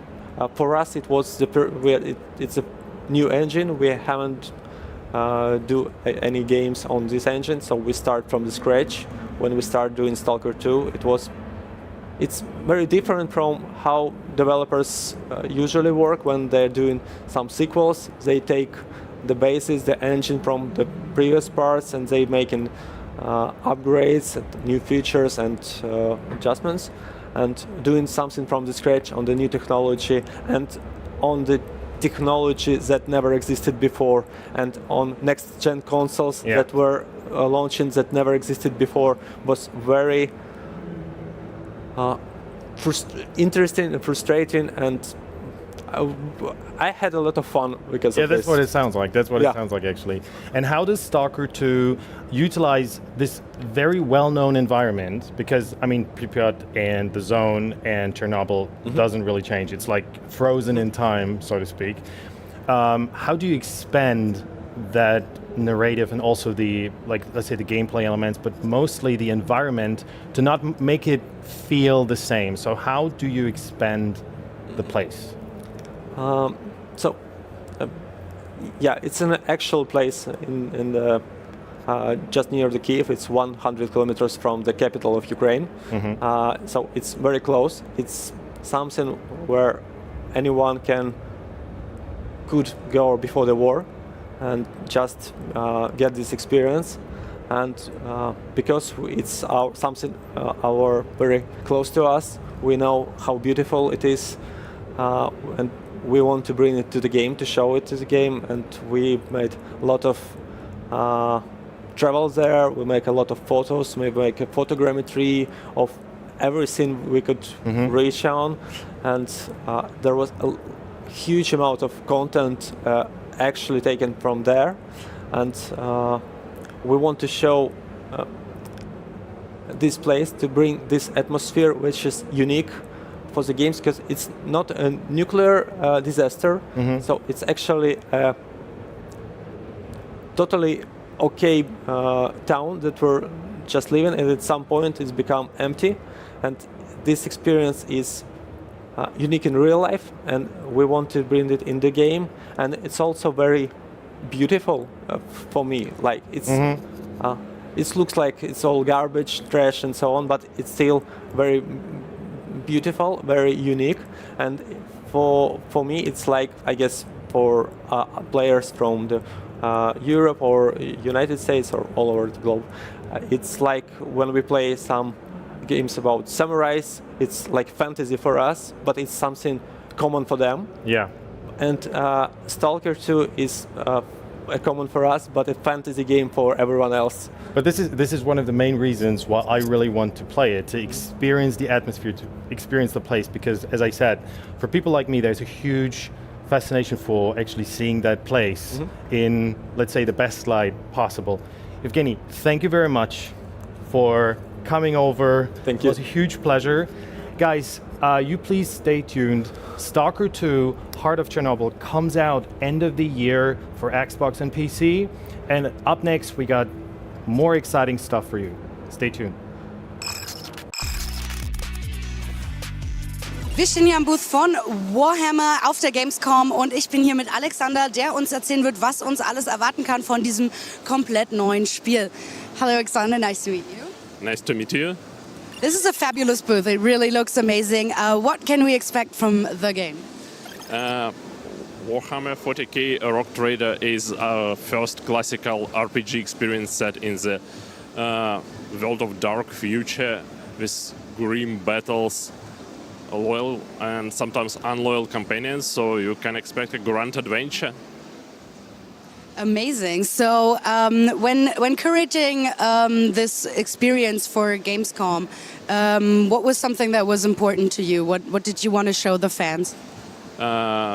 We want to show, first of all, our game, and we hope that the visitors enjoy it very much. But we also want to dip them in atmosphere that is suitable for Warhammer experience. So the stand here is very authentic. It's conveys whom the player will be in the game. The Rock Trader, leader of the spaceship. So you can stand over there and pretend to be so and take photos. And it's very in-game like. So you start immersing yourself in the atmosphere just from the very beginning. Okay, so like the inspirations for the set were the actual game props and the in-game designs. Yes, it's the same as in the game. When you're becoming a Rock Trader, you're leading the ship and you have this steering wheel that is just standing in front of the ship. There is a huge glass windows that from where you can see space. So yeah, and this is kind of a representation of that experience. Okay, also was bei so einem Booth natürlich super wichtig ist, ist, dass er eben getreu ist und authentisch dem Spiel gegenüber. In dem Fall sind wir eben in der Dark Future als Commander unterwegs und deswegen sieht das Ganze hier auch so aus. Ich werde mir das mal angucken und mal schauen, wie sehr ich mich hier in Control fühle. So, ich habe jetzt mal direkt reingeguckt in die erste Demo hier. Sieht schon mal gut aus. Es ist ein Character Creator dabei, da habt ihr mich schon mal. Und ansonsten habe ich auch gehört, dass es in diesem Spiel tatsächlich auch Entscheidungen und Choices gibt. Deswegen habe ich hier noch mal ein paar Fragen. Also, so from what I've just seen, first of all, there's a character creator, which is like a huge bonus. I love that. And also, there's like choices in the game, and also I heard about like companions and stuff. Can you tell us a little more about that? Yeah, absolutely. So Warhammer 40k Rock Trader is the first actually CRPG in the well-known Warhammer universe, and in our game we have everything that people like in the like classical RPGs.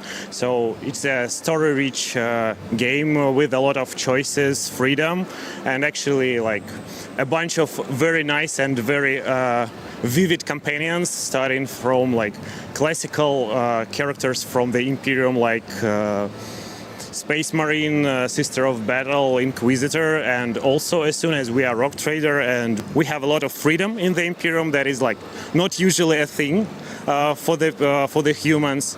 We can have even the Xenos in our company, like Eldarial Ranger or the unfamous Drukari guys. So yeah, it will be a lot of fun for all people who like actually Warhammer, and on the other hand it still should be a very interesting one for the fans of all kind of RPGs, CRPGs and actually the story-rich games. Okay, also wenn ihr sozusagen euch nicht gut auskennt mit dem Warhammer Universe, macht das gar keinen Unterschied. Ihr könnt dann trotzdem ein super witziges, entertaining Spiel spielen. Und ansonsten, wenn ihr natürlich euch auskennt, dann hat das Game natürlich alles für euch. Ihr könnt Entscheidungen treffen, was anscheinend für den Menschen nicht so wirklich eine frequente Sache war bisher im Warhammer Universe. Ihr könnt euch anfreunden mit diversen Leuten und mit denen einfach durch die Galaxie strollen. Und da würde ich sagen, das klingt fantastisch. Das gucken wir uns noch mal genauer an. So, das sah doch auf jeden Fall schon mal ziemlich gut aus. Ich segel jetzt hier noch ein bisschen über die Gamescom und gebe zurück ins Studio.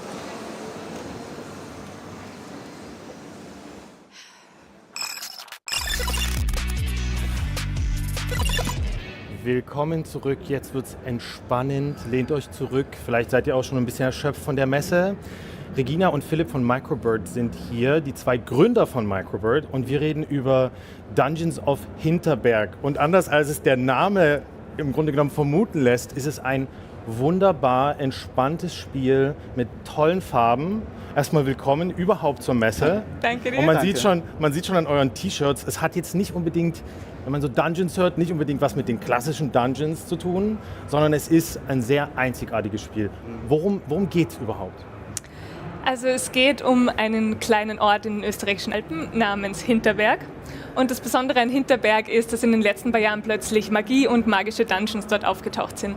Das heißt, es kommen natürlich jetzt Abenteurer, Touristen aus der ganzen Welt nach Hinterberg, um diese Dungeons zu erforschen, Monster zu klopfen, Loot zu finden und ja, eine gute Zeit zu haben. Vollkommen logisch, natürlich. Ja, klar, was sonst ganz klar, passiert.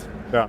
Und jetzt habt ihr euch für einen, ich sage jetzt mal, ganz bestimmten Kunststil entschieden. Warum dieser Kunststil? Also es hätte ja bei Dungeons, hätte es ja alles Mögliche sein können. Ne? Wir kennen ja alle die klassischen dunklen Hack-and-Slay-Abenteuer, die dann wirklich auch ins Brutale gehen. Warum jetzt hier dieser ganz süße, wirklich entspannte Kunststil? Ja, also wie du sagst, wir spielen da quasi ein bisschen absichtlich damit, auch beim Titel, dass es halt als erstes mit den klassischen Dungeons oft beginnt und dann kommt halt dieser österreichische, deutsche Ort quasi rein, Dungeons of Hinterberg, und mit Artstyle ist es ein bisschen ähnlich. Also wir haben verschiedene Dungeon-Settings, wir haben verschiedene Oberwelten, in die man im Game halt gehen kann und die Dungeons dort finden, und wir mögen beide selber gern stilisierte Spiele generell oder einfach auch zum Beispiel, wir haben uns viele Comicbooks, Graphic Novels angeschaut. Das ist ein bisschen inspiriert von dieser europäischen Tradition, sei es jetzt Tim und Struppi oder Möbius Comics. Wir haben uns auch viel animierte Filme angeschaut, Into the Spider-Verse und so, wo halt ein bisschen wirklich mit dem Grafikstil, was ich sag mal Knackiges, Lustiges irgendwie gemacht wird. Und ja, wollten das auch für unser Spiel irgendwie einfach exploren, also ein bisschen damit spielen quasi und haben für jedes Setting in dem Spiel eben 4 Oberwelt-Settings, 4 Dungeon-Settings recht, wie du schon gesagt hast, klare Color Palettes, also Farbpaletten gewählt. Meistens nur wenige Farben pro Setting, aber die pushen wir wirklich. Jedes Setting hat so seine eigene Mood auch dadurch, also seine eigene Stimmung, fühlt sich ein bisschen anders an. Und ja, ich glaube, es passt auch ganz gut zu dem Gedanken, dass es so ein bisschen wie beim magischen Realismus halt um Dungeons, um Monster, um Magie geht, aber in der modernen Welt. Und jetzt haben wir natürlich diese typische, wir sehen es ja gerade auch im Gameplay, diese typische Verknüpfung von Kampf, Erkundung, Rätsel, hier ist gerade so ein kleineres Puzzle. Wie generell integriert Dungeons of Hinterberg diese Elemente, um letztendlich die Handlung im Spiel auch zu erschaffen oder vielleicht sogar zu enhancen irgendwie? Also wir bieten tatsächlich eine Mischung aus Action-Adventure, Action-RPG, Zelda-like und ein bisschen Persona-artiger Social-Simulation. Sprich, wenn man in Richtung Oberwelten, wenn man in Richtung Dungeons sieht, es geht viel darum, mit Magie Rätsel zu lösen. Es geht darum, gegen Monster zu kämpfen, die von alpinen Mythen inspiriert sind. Aber der ganze zweite Teil des Spiels findet in dem kleinen Ort Hinterberg statt, wo, wie Regina gesagt hat, Abenteurerinnen und Touristen aus aller Welt vor Ort sind, um in die Dungeons reinzugehen und Monster zu slayen. Und ein guter Teil des Spiels besteht darin, dass man mit diesen Personen abhängt, sich anfreundet, Freundschaften aufbaut, die dann auch ein bisschen das Skilltree im Spiel sind. Also im Grunde kann man sagen, wir kombinieren Zelda-like-artige Teile mit einem Action-Adventure und mit Social-Simulation, wo es darum geht, auch ein bisschen Urlaub zu machen in den Alpen. Okay, es klingt im ersten Moment jetzt nicht so nach Urlaub, wenn man diese ganzen Kombinationsmöglichkeiten hört, aber letztendlich sieht es ja fantastisch aus. Und du hast jetzt gerade schon so Fantasy, mittelalterliche Elemente angesprochen. Wie habt ihr das geschafft, dass die Nostalgie, die man dann in so einem Moment fühlt, wenn es dann um diese, du hast gerade schon so gesagt, Zelda-artiges, dass es da einen Einklang gibt zu diesen Gameplay-Mechaniken, die ja dann doch sehr, du hast es gerade schon gesagt, variieren. Ja, also ich würde sagen, wir spielen es ein bisschen über dieses Zusammentreffen von eigentlich der normalen Welt. Es ist Jetztzeit quasi, es ist einfach ein normaler Ort und dann taucht halt da eben Magie auf und das ist was total Besonderes und eigentlich auch Schräges. Und das, glaube ich, bietet sich dann auch ganz gut fürs Gameplay an, dass man halt tagsüber in einen Dungeon gehen kann, der komplett fantastisch ist. Man betritt ein Portal, man endet in irgendeiner fantastischen Welt, man kann Magie nutzen, um gegen Monster zu kämpfen, um die Puzzles zu lösen. Und dann eben dieser Social Simulation Teil, der wieder relativ, also einfach andere Abenteurer oder auch die Locals, also die Einwohner vom Dorf kennenzulernen. Ja, ich glaube, dadurch kann man ganz gut das Magische und auch diese typischen Dungeon-Crawler-Elemente verbinden mit dem bisschen Mundänen, einfach mal mit jemandem, weiß nicht, das Schnitzel essen gehen, wenn man sich gut anfreundet. Kaiserschmarrn. Genau, Kaiserschmarrn, wenn ihr euch gut versteht, über ein Bier, Freundschaft schließt, vielleicht gibt er dir irgendein Item, vielleicht gibt er dir ein Schwert, vielleicht gibt er dir irgendeine wichtige Info oder so, oder hilft dir irgendein Ingame-System zu unlocken, indem er dir erklärt, wie das funktioniert und so spielt halt auch der Social-Teil dann wieder rein in diesen fantastischen Dungeon-Teil. Okay, ich muss euch an der Stelle dann auch fragen, von welchem Dorf habt ihr euch inspirieren lassen? Es ist ein bisschen Hallstatt im Spiel. Das ist wahrscheinlich das bekannteste derartige Bergdorf. Es gibt auch einen Ort, der Bad Gastein heißt, der ein bisschen das Layout unseres Dorfs inspiriert hat. Aber wir wollen im Grunde nicht eine Sache abbilden, sondern ein bisschen so den alpenländischen Raum zusammenfassen. Ja. Einfach mal so ein bisschen showcasen, was Österreich zu bieten hat. Genau, ein bisschen remixed aus verschiedenen... Das passiert ja nicht so oft, ne? Also man hat ja nicht so die Chance, oft irgendwie dann gerade in die Region zu gehen. Ja. Okay, wenn ihr habt jetzt die Chance im Grunde genommen, einen Aspekt wirklich nach vorn zu stellen. Warum sollten sich die Leute Dungeons of Hinterberg anschauen? Ich würde? Ja, klar. Also ich persönlich mag sehr gern, wenn ein Spiel sich anfühlt wie ein Ort, an dem man eine Zeit verbringen kann. Ich mochte an Persona zum Beispiel, dass ich einfach eine Weile lang ein Teenager in Tokio bin. Und ich mag das, wenn Spiele dir einen Ort anbieten, der sich real anfühlt. Das ist, was wir versuchen mit Hinterberg zu machen. So diese Mischung aus dem Fantastischen und einem relativ realistischen Setting ist hoffentlich etwas, das für Leute interessant ist, das eine eigenartige Textur und ein eigenartiges Erlebnis bietet. Das ist, was wir hoffen, dass die Leute davon mitnehmen. Es klingt schon sehr nach Urlaub in Österreich. Genau, Urlaub mit einer Prise Magie. Bisschen wandern, bisschen Monster klopfen. Bisschen Monster klopfen wie im realen Leben. Genau. wenn ihr Lust habt auf Österreich Urlaub, dann schaut auf jeden Fall rein. Dungeons of Hinterberg ist mein Geheimtipp. Einfach, es ist einfach so. Das ist schön. Und ja, das Gegenteil von Urlaub ist im Grunde genommen das nächste im Programm. Anna hat für euch was ganz Besonderes, und zwar The Darkest Files. Bleibt dran. Ich bedanke mich, dass ihr da wart. Ich wünsche euch noch eine fantastische Gamescom. Vielen Dank. Vielen Dank. Ciao. So, ihr seht, ich habe mich in ein sexy Outfit geworfen. Ich werde mich jetzt nicht aufs Fahrrad schwingen, sondern in VR eine neue Weste ausprobieren von Ovo, die mir elektrische Impulse gibt, wenn ich zum Beispiel von einer Kugel getroffen bin. Ich habe gerade schon so ein paar Teststöße bekommen, wie ein Dolch in den Rücken. Also ich werde jetzt gleich mal gucken, wie sich das anfühlt in VR. Ich bin sehr gespannt und aufgeregt. Hoffentlich tut's nicht zu sehr weh. Bis gleich.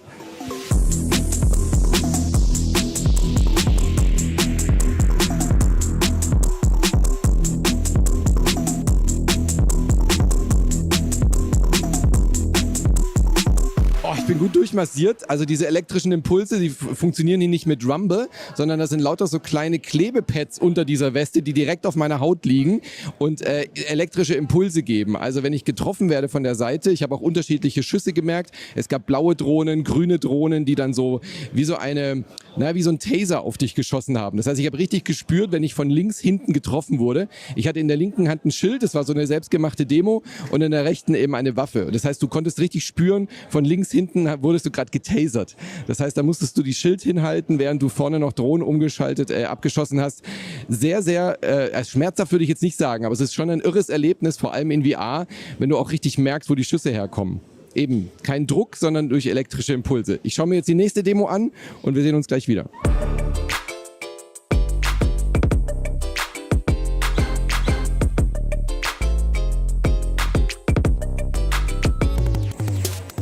Ich bin nicht besonders gut in Fortnite, deswegen habe ich auch keine paar Sekunden überlebt, aber ich habe sehr deutlich gespürt, dass ich gestorben bin mit ein paar klaren Schüssen in den Rücken.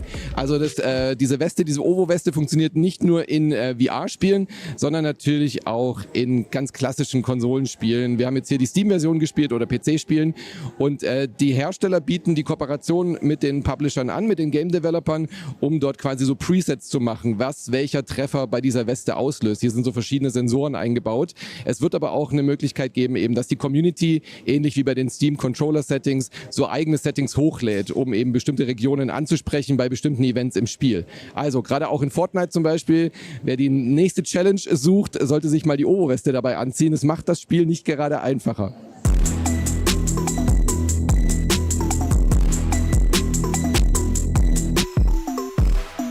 So, ich bin wieder zurück in meinen Straßenklamotten, wieder raus aus der Weste. Ich habe es überlebt, glücklicherweise, und ich habe jetzt Shayna bei mir von Ovo, die mir ein paar Fragen beantwortet. Hi Shayna, nice to meet you. Hi, thank you for being here. You're from Spain, so what do you call the Ovo vest? It's a second skin, a haptic system, but we don't vibrate like other haptics. We use electrical pulses to create the sensations. Wie ich ja gerade schon gesagt habe beim Erlebnis, es sind Impulse, die geschickt werden und keine Vibration, wie man es sonst von älteren Westen kennt, die deutlich schwerer. Also man hatte da immer das Gefühl, man hat so eine Sicherheitsweste an, und jetzt hat man ja eher so ein Fahrradhemdchen an. How did you start developing? Was it always like the goal to be a second skin for games, or did you come from another development area?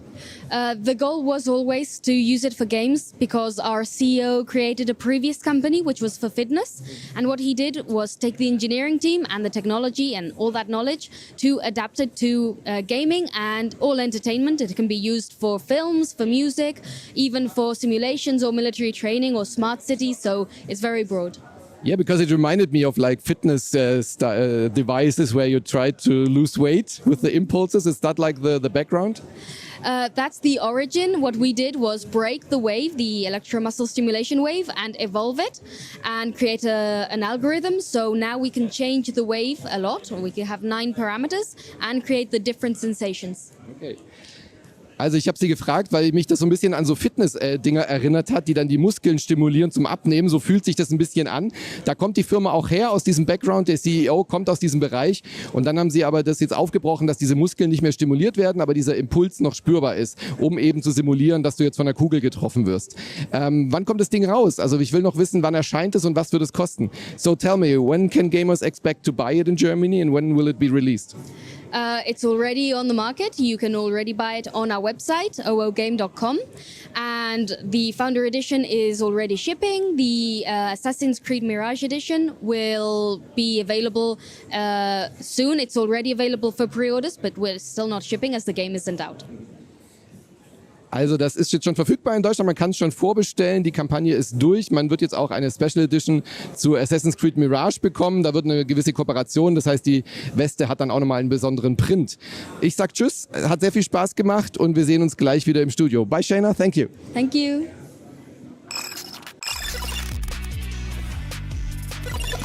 Willkommen zurück hier im Gamescom Studio 2023, live von der Gamescom hier in Köln.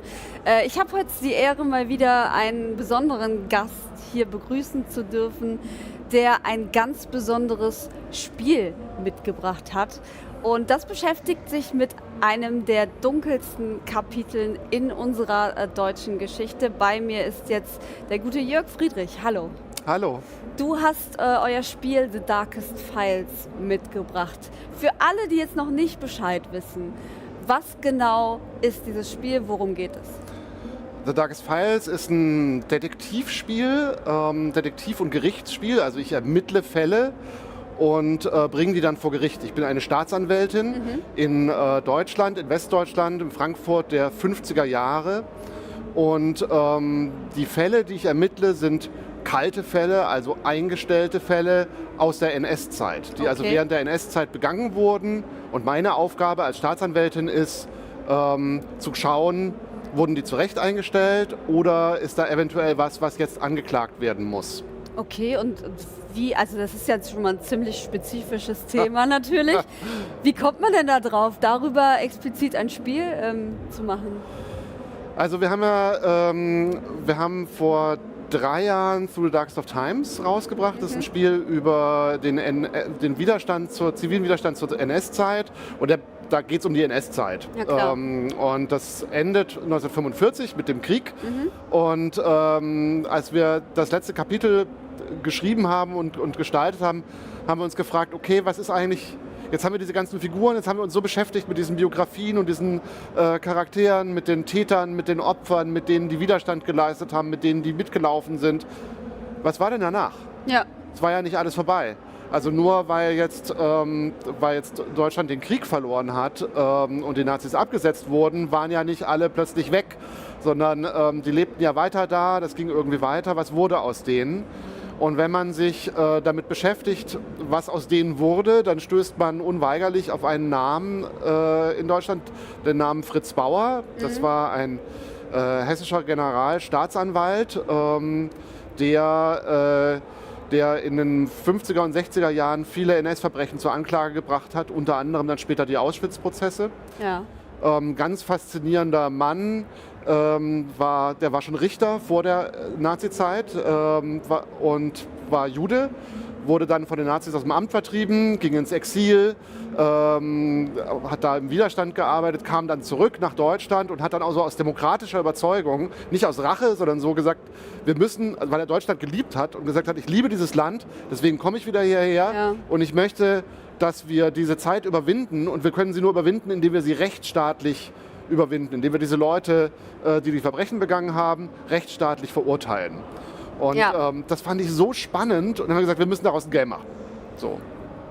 Ja, ich finde auch, das ist ein extrem spannendes Thema, gerade wenn man sich ja auch bewusst macht, dass viel ja eben auch leider nicht passiert ist. Ne? Ja. Und dass weiterhin ehemalige Nazis, die dann in der Zeit stolz rumgelaufen sind und voll dabei waren, dann im Endeffekt gar nicht belangt wurden und die einfach ihr Leben weiterleben konnten. Wie setzt ihr das denn gameplay-technisch eigentlich um? Ja, also es ist wirklich ein Detektivspiel. Also es ist ein First-Person-Spiel. Man läuft so rum, einmal in seinem Büro, wo man dann mit den da sehen wir es auch genau, wo man dann mit den Kollegen, Kolleginnen spricht. Es hat so eine Mischung aus 3D und 2D. Also die Environments und so sind 3D. Wenn man mit Leuten redet, dann gibt es aber so Comic-Panels, die noch mit eingeblendet werden. Und das ist ein Teil davon. Und dann, wenn man mit Leuten spricht und in die die einem was erzählen, die Zeuginnen, Zeugen, dann taucht man praktisch ein in das, was die einem erzählen. Man ist dann auch in 3D unterwegs und exploriert dann sozusagen, was die erzählen. Und darüber läuft die Befragung. Also wir wollten ein bisschen weg von diesen klassischen Dialogbäumen, weil das sonst sehr viele geworden wären, sondern wir wollten das ein bisschen visueller gestalten und abwechslungsreicher. Und deswegen, wir kommen da auch noch hin, deswegen gibt es eben diese Szenen, in denen man die Leute interviewt und dann in deren Erzählungen eintaucht und dort auch rumläuft in 3D und mit Objekten interagiert. Also man sieht zum Beispiel ein Bild an der Wand oder ein Organigramm und dann sagt man, okay, in welcher Position waren sie genau und so. Und so funktioniert das dann. Und das ist der eine Teil des Games, also dieses Explorative in First Person, mit Leuten reden, rumlaufen, mit Objekten, sich Objekte angucken und so ein bisschen erkunden. Und dann gibt es einen relativ harten Teil, in dem man auf so einem Rekonstruktionsbrett oder auf so einem Grundriss den Tathergang eines Verbrechens versucht selber darzustellen. Okay. Ja. Weil ich versuche ja, also wir haben uns gefragt, okay, wir wollen ein richtiges Detektivspiel sein. Wir wollen, dass die Leute sich richtig schlau fühlen, wenn sie einen Fall lösen. Und wir haben uns viele Spiele angeguckt und in vielen Spielen ist es halt so, die geben dir irgendwie 3 Lösungen vor und dann sagst du, nee, war falsch, okay, dann die andere, dann die andere und dann rät sich so durch.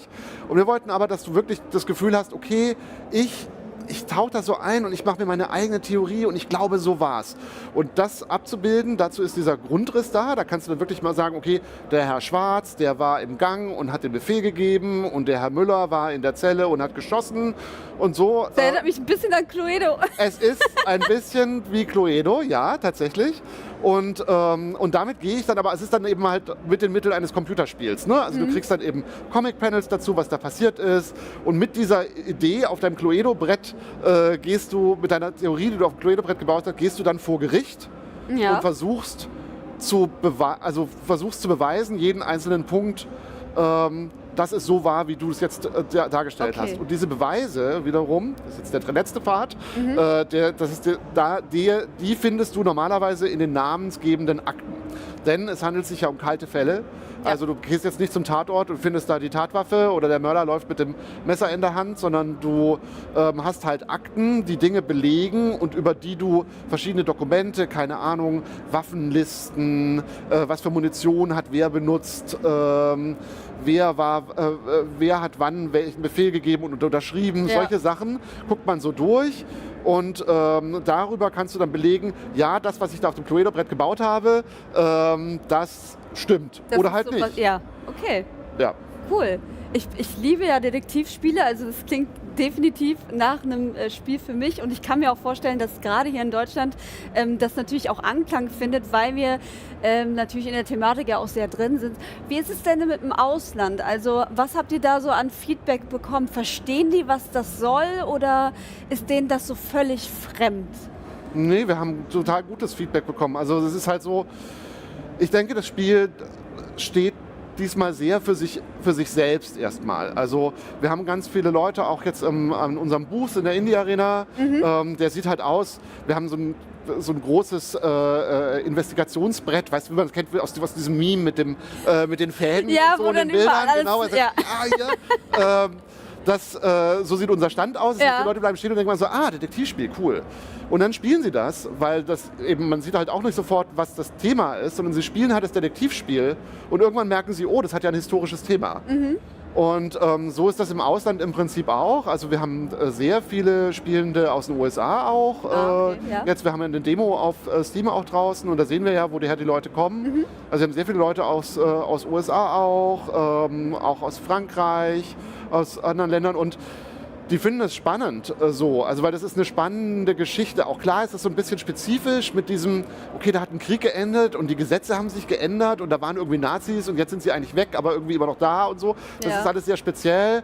Aber ich denke, im Moment ist durchaus ein Interesse auch dran, da an so interessanten historischen Themen. Ne? Also Oppenheimer war gerade im Kino, ist eigentlich dieselbe Zeit. Ne? Also so der letzte Teil von Oppenheimer, diese Rahmenhandlung mit dieser Paranoia auch, das spielt ja auch Mitte der 50er Jahre in Deutschland eine große Rolle, dass gerade in Westdeutschland dass halt, eine große Angst da war vor der DDR und vor der Sowjetunion und man überall Spione gesehen hat, die ja zum Teil auch überall waren.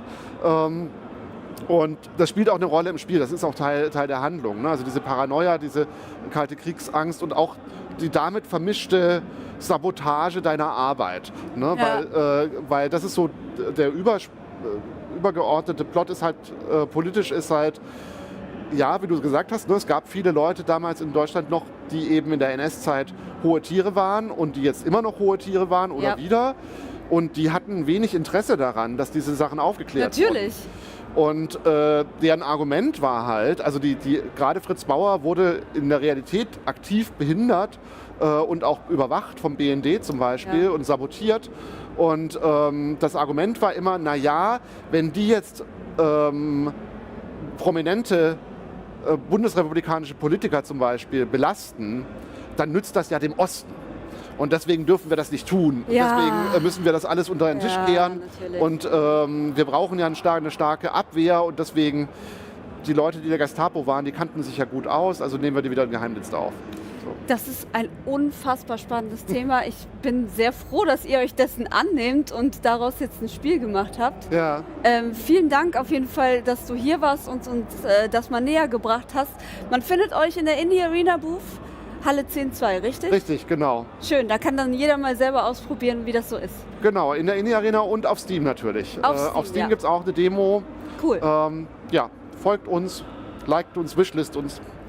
Ja. Sehr gut, alles klar. Vielen Dank, dass du da warst. Ja. Das war's hier von mir erstmal hier aus dem Gamescom-Studio und wir sehen uns gleich wieder. Macht's gut.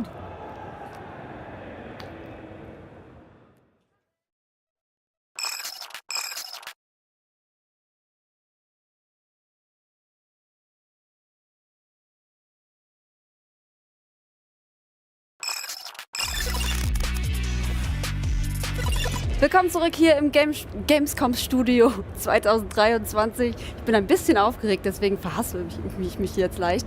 Ich habe nämlich einen ganz besonderen Gast hier bei mir jetzt im Studio.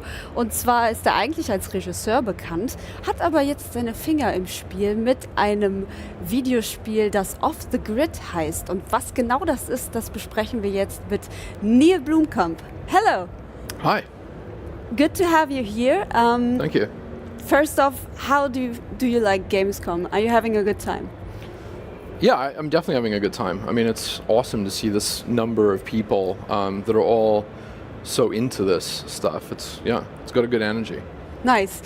So many people may not notice, but you actually started out as a 3D artist, right? Yeah.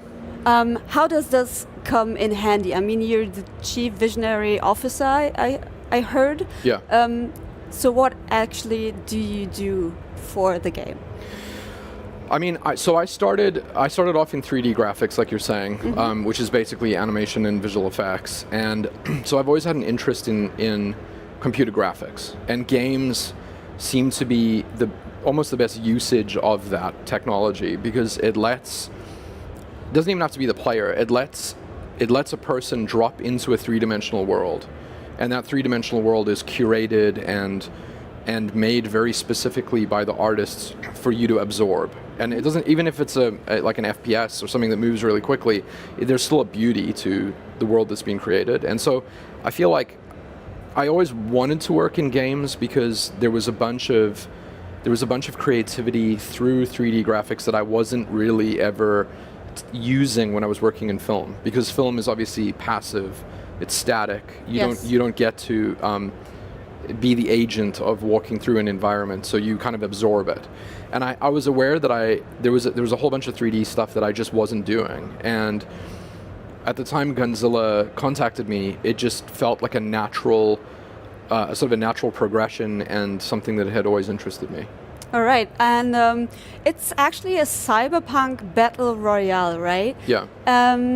Is that the type of game you also like, and is that what drew you in, or were there other reasons you said yes to this project? Well, it's. I mean, the games that I've played for the most part are probably first-person shooters, and ironically, the more time I've spent developing OTG with everybody else at Gunzilla, the more it's opened my mind to what you can do with games in general. So in a sense, my mind is more open to it now than when I started. But yes, it is the kind of game that I would be very drawn to. I mean, aesthetically, it's very interesting to me because of the whole cyberpunk angle. Sure. It's got a science fiction sort of underpinning. It's very satirical, and the gameplay, if we get it right, should be super fun. So.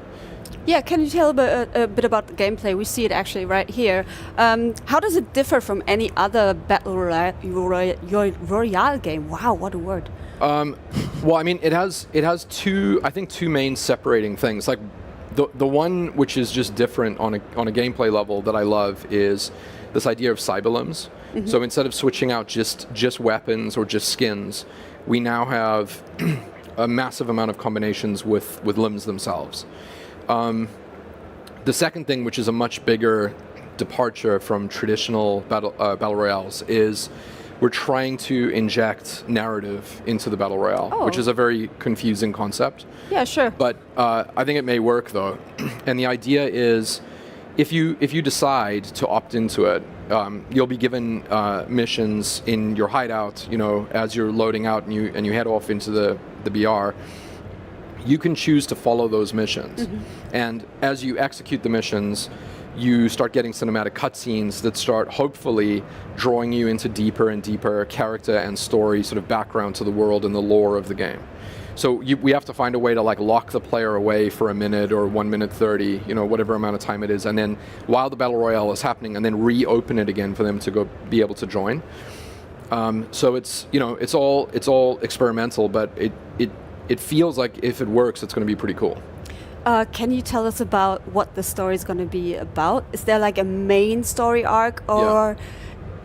Yeah. Can you tell us about that? Well, so the setup to the world is about 40 years from now, the US military develops resuscitation technology that if it's only been a few hours since a person's death, they can resuscitate you. Oh. So these 3 gaming companies, like massive gaming companies, buy an island in the Pacific. And their idea is that they're also going to buy the resuscitation technology and then host a real-world battle royale. So anyone can come and play. There's 150 real humans that are playing. Oh, okay. And 149 of them end up dead, but they go through resuscitation, which means, you know, they're in hospital beds, like tweeting or sort of streaming from their hospital bed. Like, this was the experience, you know, it was far too extreme for me, or I really liked it, and I can't wait to drop back into the island again and go through it. So it's a satirical, almost like the Running Man play on a real-life battle royale in a gaming sense. And when you get to the island, you can opt to have your limbs removed and have prosthetic robotic limbs attached, which amplifies your chance of winning. But all of that obviously has, if it were a movie or a TV show, there's a ton of interesting avenues you can go down with that lore. And so what we're trying to do is we're trying to do that in the game with the narrative that we're showing, and we're trying to do it through a few specific characters. And one of them is Cobra, who is basically a Twitch streamer on the island who works for the gaming companies. All right. Can you elaborate a little bit on that? Is it going to be a lot of different characters you focus on, or is Cobra like the main one you focus on? Well, theoretically, you know, there will be a lot of characters basically, but I think he will probably be the top of the pyramid in terms of who you see the most. All right. But there are ever increasing amounts of other characters and other factions. Okay. Yeah. All right. The one last question I'd like to ask is, how far is the development right now? What do you think when you... Well, we've been in development on it for, I've been at the company for over 2 years. All right. And yeah. I think in total it's about 2.5 years that it's been being worked on. Mm-hmm. And we will have an announcement for our release date relatively soon, but we can see the light at the end of the tunnel. Cool. Yeah. That sounds great. Well, congratulations on this project. Thank you. I hope to see more of it in the future, and thanks for stopping by, of course. Yeah, thank you for having me. Of course. Awesome. Ja, das waren die neuesten Informationen zu Off the Grid. Schön, dass ihr dabei wart. Hier geht's jetzt weiter, also bleibt dran. Bis dann.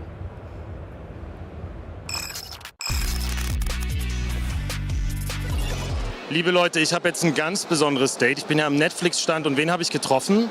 Sebastian. Sebastian Sterzig sogar. Sterzig? Ja, es ist ganz verwirrend, weil wir ja den gleichen Vornamen haben, aber es ist unser erstes Date.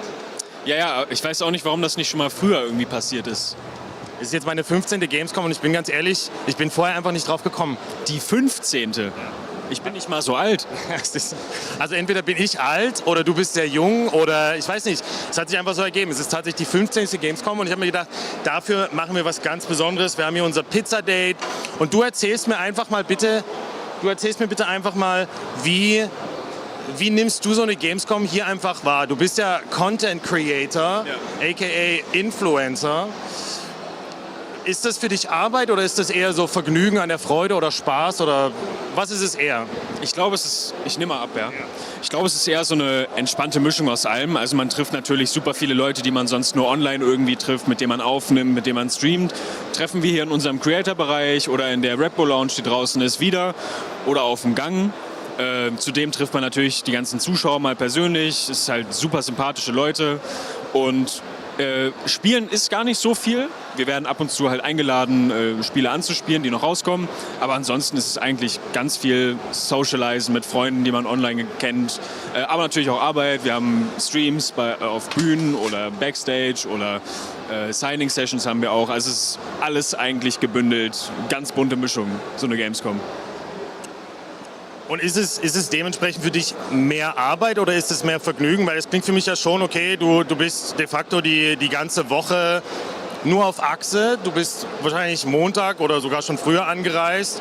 Und dann ist natürlich Prep, dann muss man das alles vorbereiten. Aber du bist ja hier ganz entspannt mit deiner Kamera unterwegs. Ja. Wie hat sich jetzt, sage ich mal, in den letzten gerade jetzt mit den 2 Corona-Jahren, wo es ja ausgefallen ist, wie hat sich da deine Wahrnehmung verändert?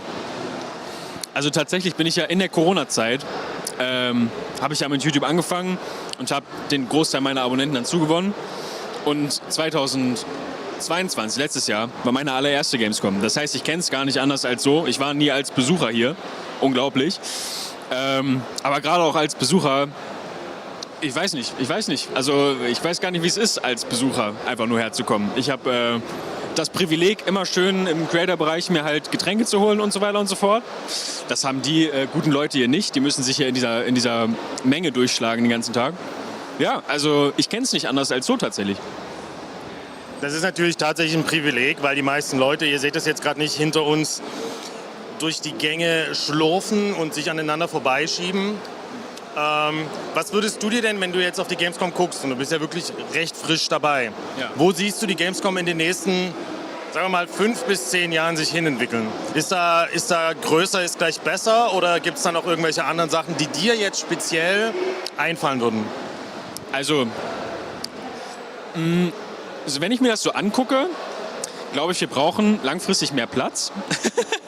Also ich glaube auch, es wird immer dadurch, dass auch Influencer so ein Riesenteil von der Gamescom mittlerweile sind oder auch schon immer waren und es immer krasser wird, auch mit Stream, wird immer riesiger, es werden immer mehr Leute. Ich glaube, viele Leute kommen auch einfach wegen den Influencern her, denke ich mal. Es werden auf jeden Fall gefühlt immer mehr Leute. Letztes Jahr waren weniger, wahrscheinlich auch, weil die Leute so nicht getraut haben, wieder rauszukommen nach Corona. Aber es ist jetzt Donnerstag und es ist voll, also komplett voll. Deshalb vielleicht mehr Platz, ich weiß nicht. Was sagst du? Ich sehe sie auf langer Sicht natürlich auch irgendwo expandieren, entweder in noch mehr Hallen. Oder ein anderer Standort vielleicht. Oh, ganz heißes Thema, ganz heißes Thema. Welchen Standort könntest du dir vorstellen? Zitadelle Spandau. Nein, glaube ich nicht. Aber ist Berlin, würdest du sagen, Berlin ist da so ein Punkt? Ich wüsste nicht wo gerade. Ich glaube, gibt es in Berlin krasse Messehallen? Ja, schon. Ja, aber es ist halt Berlin. Ja, Wie ist es halt Berlin? Es ist halt Berlin. Funktioniert denn mittlerweile der Flughafen? Ja, der funktioniert einwandfrei. Also nachdem wir wirklich viel Steuern gezahlt haben, der funktioniert wirklich makellos. Da hängt auch ein sehr teures Kunstwerk für ein paar Millionen wahrscheinlich an der Decke. Toll sieht das aus. Und er funktioniert. Wie wäre es denn mit München? ist natürlich weit weg für mich. Also ich denke mal sehr, was ist praktisch? Und Berlin wäre für mich am praktischsten. Weil da wohne ich, da muss ich einfach nur hinfahren. Ja, und München wäre für mich am praktischsten. Ich meine, so, da haben wir jetzt einen Konflikt, mein Lieber. Das müssen wir jetzt ausdiskutieren. Wir haben noch ein bisschen Pizza übrig. Wir holen uns auch gleich die Milchshakes dazu. Und dann... Und da hat er die Salami gedroppt und ich würde sagen, ist auch ein gutes Schlusswort. Ja, die müssen wir jetzt noch entsorgen. So, liebe Leute, ich cruise hier gerade ganz entspannt mit Fabian Sigismund. Willkommen! Dankeschön, Dankeschön. Aber so richtig vorwärts kommen wir nicht. Nee, die sind ja auch festgemacht. Das sind ja hier nur Props. Das wusstest du nicht, oder was? Nee, ich hatte gedacht, ich krieg hier eins. Nur deshalb habe ich dem Interview zugesagt. Ja, das tut mir jetzt leid. Ich muss ja aber auch ehrlich sagen, es sind viel zu viele Leute hier, damit du jetzt hier damit irgendwie durch die Menge fährst. Das stimmt, aber wenn man schnell genug ist, geht's. Und ich glaube, für 100 Kills gibt es auch ein Achievement. Multikill. Ja. Hast du, wie hieß es noch, dieses eine Zombie-Spiel, wo es ein Achievement gab, wenn du in der Tiefgarage 1000 Zombies überfährst, dann gab es ein Achievement. Weiß ich, Dead Rising. Dead Rising 1 oder 2 oder 3. Das erste. Ja, in der Mall. Das Beste von allen. Ja, selbstverständlich. Ja. Du sprichst jetzt gerade schon von einem ziemlich alten Titel und da kommen wir genau zum Thema. Ich bin ziemlich alt. Du bist ja ziemlich alt. Ja, schade. Wir haben ja eine Sache gemeinsam, wir sind schon sehr lange dabei. Und wenn du guckst jetzt hier so auf die Messe, wahrscheinlich mit ganz anderen Augen. Ja. Was hat sich deiner Meinung nach in den letzten Jahren am meisten verändert? Ich musste gerade drüber nachdenken bei Cyberpunk, dass das jetzt mit dem kommenden Update so geil aussieht, dass endlich der Punkt erreicht ist, auf den ich seit 40 Jahren warte, dass ich sage, Computerspiele sehen so echt aus, dass du nicht mehr sicher sein kannst, ob du dir gerade ein Foto anschaust oder ein Computerspiel. Ja. Und ich meine, du kennst es nicht, aber damals River Raid und so Geschichten, wo wirklich nur so Klötzchen gegen Klötzchen gekämpft haben. Und ich dachte mir schon, irgendwann wird die Zeit kommen. Das kenne ich wirklich überhaupt nicht, ich weiß gar nicht, wovon du sprichst. Ja. Das ist das erste indizierte Spiel in Deutschland gewesen. Habe ich natürlich gespielt. Ist selbstverständlich. Ja, und Ring. Was hast du jetzt hier eigentlich vor? Ich meine, wenn man nach Fabian Sigismund guckt, dann findet man Sportinfluencer, Crossfitter, Schauspieler, dann macht er jetzt noch irgendwas mit Videospiele. Warum bist du jetzt hier eigentlich auf der Messe? Ach, das weiß ich doch auch nicht. Nee, ich habe jedes Mal, natürlich sind Computerspiele, sind einfach meine DNA. Ich bin gerade wegen meines Alters auch die erste Generation, die, wenn sie wollte, und ich wollte, mit Computerspielen aufgewachsen ist. Ich habe mit Pong, also das erste Computerspiel, habe ich noch gespielt, als es neu war. So alt ist Fabian. So alt bin ich. Auf dem Atari VCS, glaube ich. Insofern ist die Gamescom immer deshalb schon für mich spannend, weil ich halt von Anfang an dabei war. Und wenn ich jetzt hier sowas sehe wie beim Netflix-Stand mit Stranger Things, wo sie sich die 80er wieder vornehmen, das ist halt meine Jugend. Ich hatte so ein Fahrrad mit 3 Gängen hier in der Mitte. Und man stand dann so, das geht jetzt hier nicht, weil es festgemacht ist, du standst dann halt an der Ecke bei der Bäckerei und hattest den Lenker so schräg und hast dir vorgestellt, du hättest ein Motorrad. Ja. Und hast dich halt cool gefühlt, ne? Ja. So wie wir das jetzt halt gerade tun. Ja, deshalb gehe ich auf die Gamescom. Was ist so dein persönliches Highlight, wo du sagst, die nächsten paar Tage verbringst du entweder da die ganze Zeit oder das musst du unbedingt noch sehen, das ist so dein Place to go? Also mein Highlight heute war der Asus-Stand. Die sind aber nicht auf der Messe selbst, sondern im E-Werk. Highlight deshalb, die haben einen Monster Energy Kühlschrank und man kann sich so viel rausnehmen, wie man will. Oh, ja, das ist auf jeden Fall... Mein Rucksack ist jetzt sehr schwer. Deshalb brauche ich auf jeden Fall auch noch dieses Fahrrad. Da gibst du mir nachher dann auch definitiv eins ab. Ja. Ich hatte gestern einen geilen Termin, das war City Skylines 2. Da saßen wir auf einem Kran. Wir wurden hochgezogen. Und mir wurde vorher gesagt, ja, das sind so 10, 15 Meter, das ist jetzt nicht so hoch. Und pass auf, das ist an der Therme drüben. Und dann habe ich so gemerkt, das sind nicht nur 10, 15 Meter, das waren 50 Meter über den Boden. Halb über der Autobahn und die Autos haben schon gehupt, weil wir da oben uns natürlich auch gedreht haben beim Spielen. Ich habe mich, glaube ich, noch nie so fest an dem Mikrofon... Spiel? Ihr habt auch noch gespielt? Wir sollten spielen. Ich habe natürlich gespielt. Also man sieht es vielleicht, man sieht es nicht. Ich kriege schwitze Hände, ja. Während du davon berichtest. Ja, Hören ist gar nichts für mich. So, also mach das auf jeden Fall. Das ist ein so traumatisierendes Erlebnis, dass du diese Gamescom dann nie wieder vergisst. Ja. Ich habe aber noch einen Geheimtipp, aber das ist dann, glaube ich, auch nur, wenn man, wie ich, großer Fan von Hunt Showdown ist. Das ist ja mein Main-Game. Ich habe schon über 6000 Stunden in dem Spiel. Es gibt hier einen Stand von Cosplayern, Raptorbot heißen die.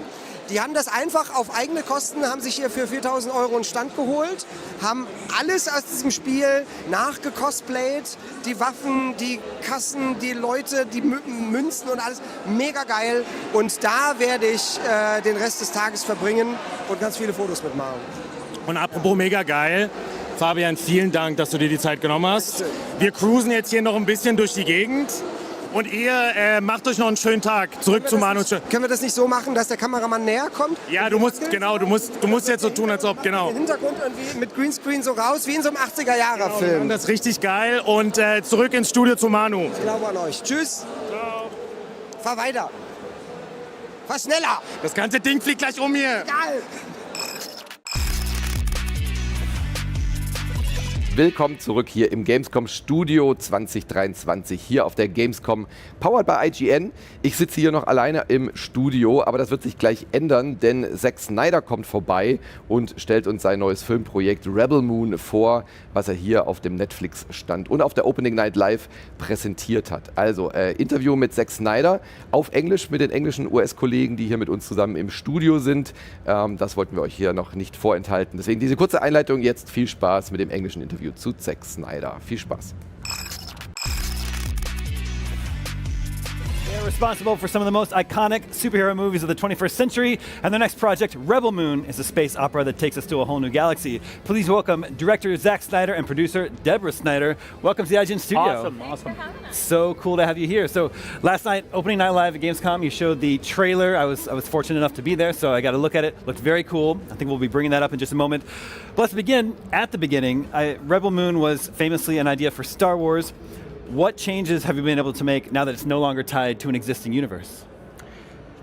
Well, it was an evolution anyway. You know, like when we started working on the idea, before even it was a Star Wars movie in my mind, it was, you know, a put a team together movie. It was. I'm a huge fan of.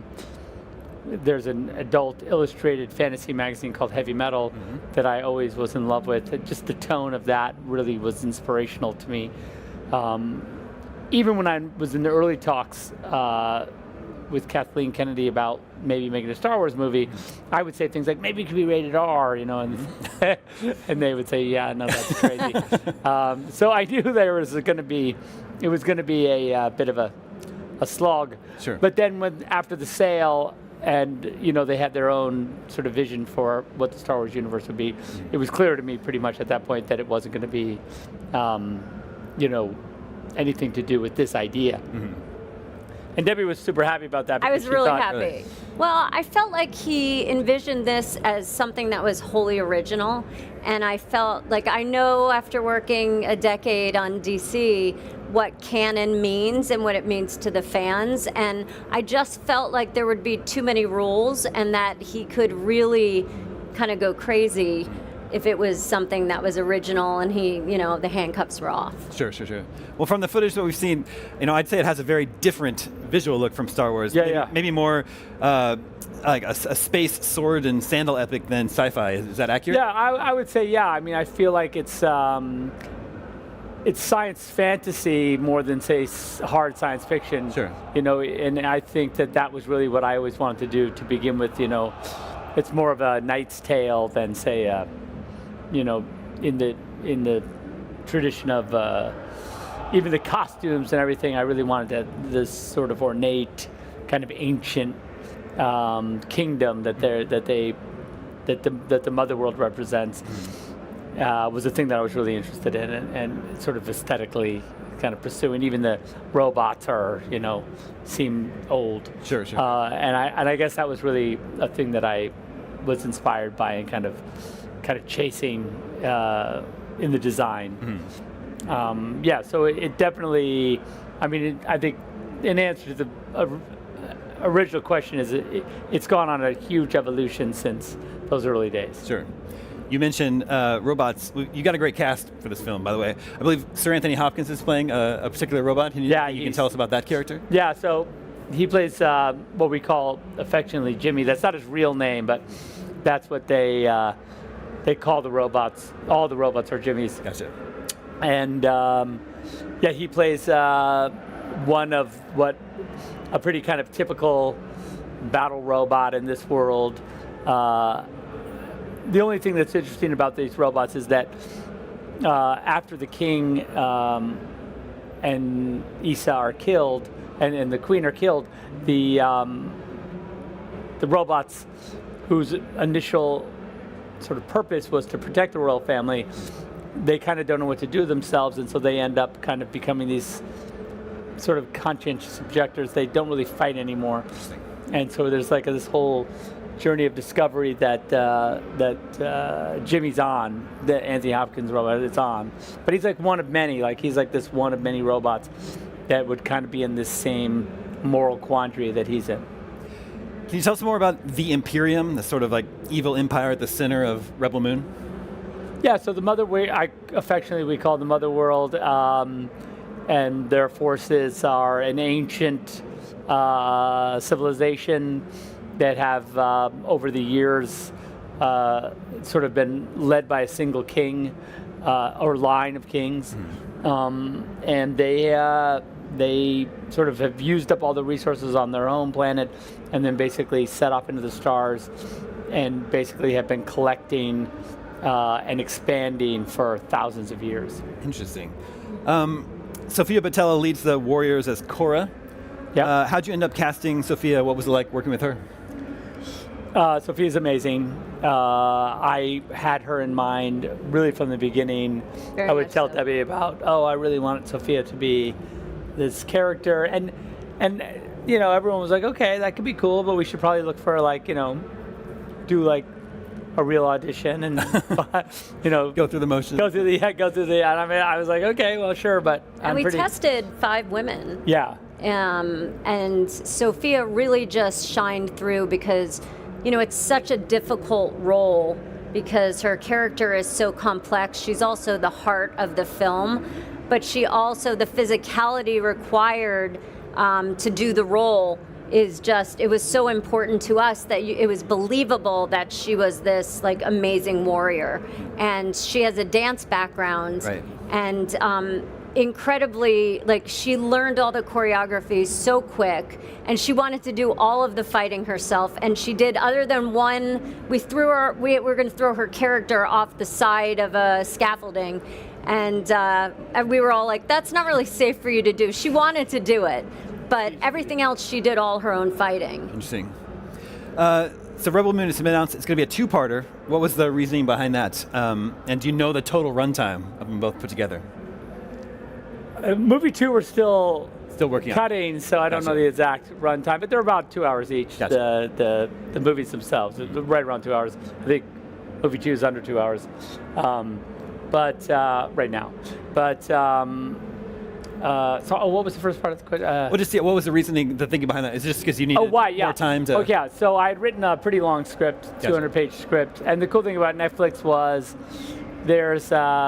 When I said, you know, maybe a way to go is to just break it into 2 movies because for sure I could cut it to 1, but it's going to kind of make the movie very sort of by the numbers. You know, when you get that, especially a movie like this that's sort of genre specific, like we know the mission, got to put the team together, you got to prepare for battle and then fight them.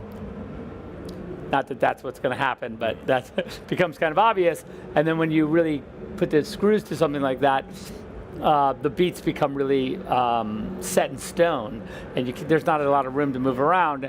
And I think by letting it be 2 movies, it really let us kind of have a lot more character and a lot more worlds to visit and just be more overall exotic and unexpected.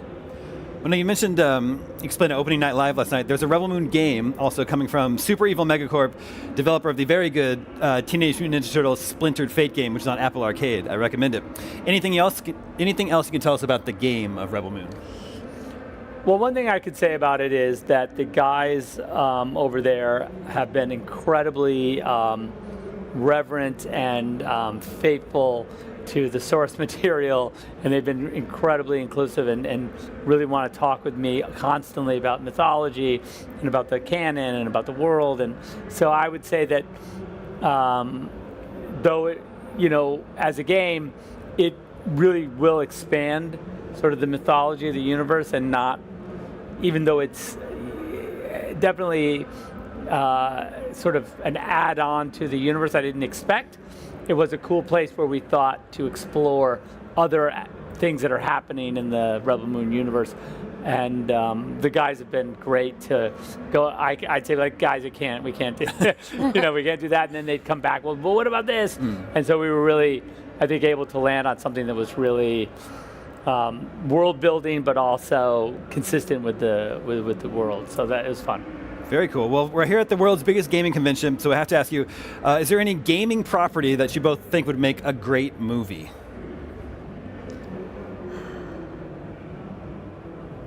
There are well, there are a lot. I mean, we've talked about a bunch of, Gears has always come up, in sort of our circle. Interesting. And I was a fan of the game. So, off the top of my head, that one. I was always interested in the Halo franchise, so that was something that I'd always, and they've, of course, kind of made that, but it was something I always thought could be incredible.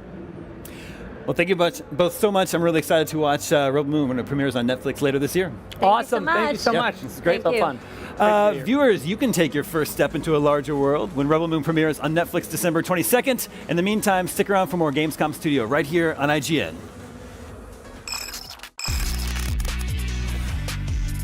Ein Highlight folgt das nächste. Es ist zwar super laut hier, ihr hört es vielleicht nicht, aber wir sind hier am Netflix-Stand mit Finessi. Willkommen. Hi. Wie geht's dir? Du bist ja noch relativ neu dabei. Das ist deine zweite Messe, hast du gesagt. Die erste war 2014. Wie hat sich deine Wahrnehmung hier gerade so ein bisschen verändert? Du siehst hier die Massen. Wie geht's dir damit? Ja, es ist sehr voll. Man sieht recht wenig, aber ja. Bin einfach mal gespannt, was man noch so sehen kann, wenn man was anspielen kann, ja.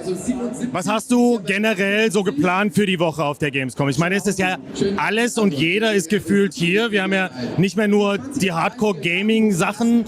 Nintendo ist endlich mal wieder da. Wir haben aber auch, wir stehen ja hier am Netflix-Stand. Netflix ist da, Disney ist da, es sind alle möglichen Leute da. Was ist so dein Highlight, wo du unbedingt hin willst? Also ich glaube, das Interessanteste für mich ist so die Indie-Area, so grundsätzlich, weil viele Indie-Games ja auch vorgestellt werden. Und ansonsten wollte ich mir generell einfach mal die Messe wieder angucken, weil das letzte Mal ist so lange her und ich finde es super cool, was hier teilweise aufgebaut wurde, hier zum Beispiel. Und es ist schon ziemlich cool geworden. Jetzt habe ich mir deinen Content natürlich vorher angeguckt und du bist jetzt, sage ich mal, nicht der 0815 Influencer bzw. Content Creator. Du bist eher wirklich schon jemand mit einer politischen Message. Also mit was für einer Message kommst du auf eine Gamescom? Ja, also hauptsächlich mache ich ja meinen Content für die LGBTQIA+ und Aufklärung. Und ja, aber ich bin halt trotzdem auch Gamerin. Ich habe auch viel schon gezockt, auch on Steam und natürlich finde ich das interessant, ja. Ja, und da haben wir wieder ein sehr gutes Beispiel, dass Gaming und Politik natürlich zusammengehört. Wie würdest du da sogar noch einen Schritt weiter gehen oder ist das für dich schon so ein Statement, wo du sagst, okay, das reicht mir, oder würdest du sagen, da muss man aktiv jeden Tag dran arbeiten? Also ich glaube, man muss definitiv daran arbeiten. Man merkt auch schon, es bewegt sich sehr, sehr viel. In vielen Spielen hat man ja zum Beispiel einen Charakter-Creator, der viel diverser ist inzwischen. Und deswegen, ja, natürlich hat es auch was mit Politik zu tun. Natürlich wirkt sich auch die Gaming-Industrie auf Menschen aus oder hat einen Einfluss darauf. Und deswegen sollten wir auf jeden Fall mehr dafür tun, dass das auch progressiver wird und dass es weltoffener wird, die ganzen Games. Ja. Wenn du jetzt an ein gutes, repräsentatives Beispiel denkst, wo du sagst, da ist man schon einen sehr guten Schritt vorangekommen, was würde dir da einfallen als Spiel? So der erste Name, der dir direkt so in den Kopf schießt. Direkt würde mir einfallen Sims vom Charakter Creator her oder halt auch Stardew Valley. Okay. Alles klar. Ja, also das sind schon zwei sehr gute Beispiele. Wenn du jetzt auf die restliche Woche guckst, wo denkst du so, wo ist für dich noch das meiste Potenzial? Wo musst du auf jeden Fall jetzt noch hin? Jetzt also grundsätzlich wegen politisch oder wegen... Einfach wegen allem. Also komplett quer geschossen. Also zur Xbox würde ich auf jeden Fall super gerne noch, zu Starfield und ja, wie gesagt in die Indie-Area, ja. Ja, das sind auch, sage ich mal, zwei meiner Highlights. Vielen Dank, dass wir uns treffen konnten und ich wünsche dir auf jeden Fall noch sehr viel Spaß auf der Messe. Pass auf dich auf und ja, das wird auf jeden Fall ganz toll. Ja, ich freue mich auch. Ciao.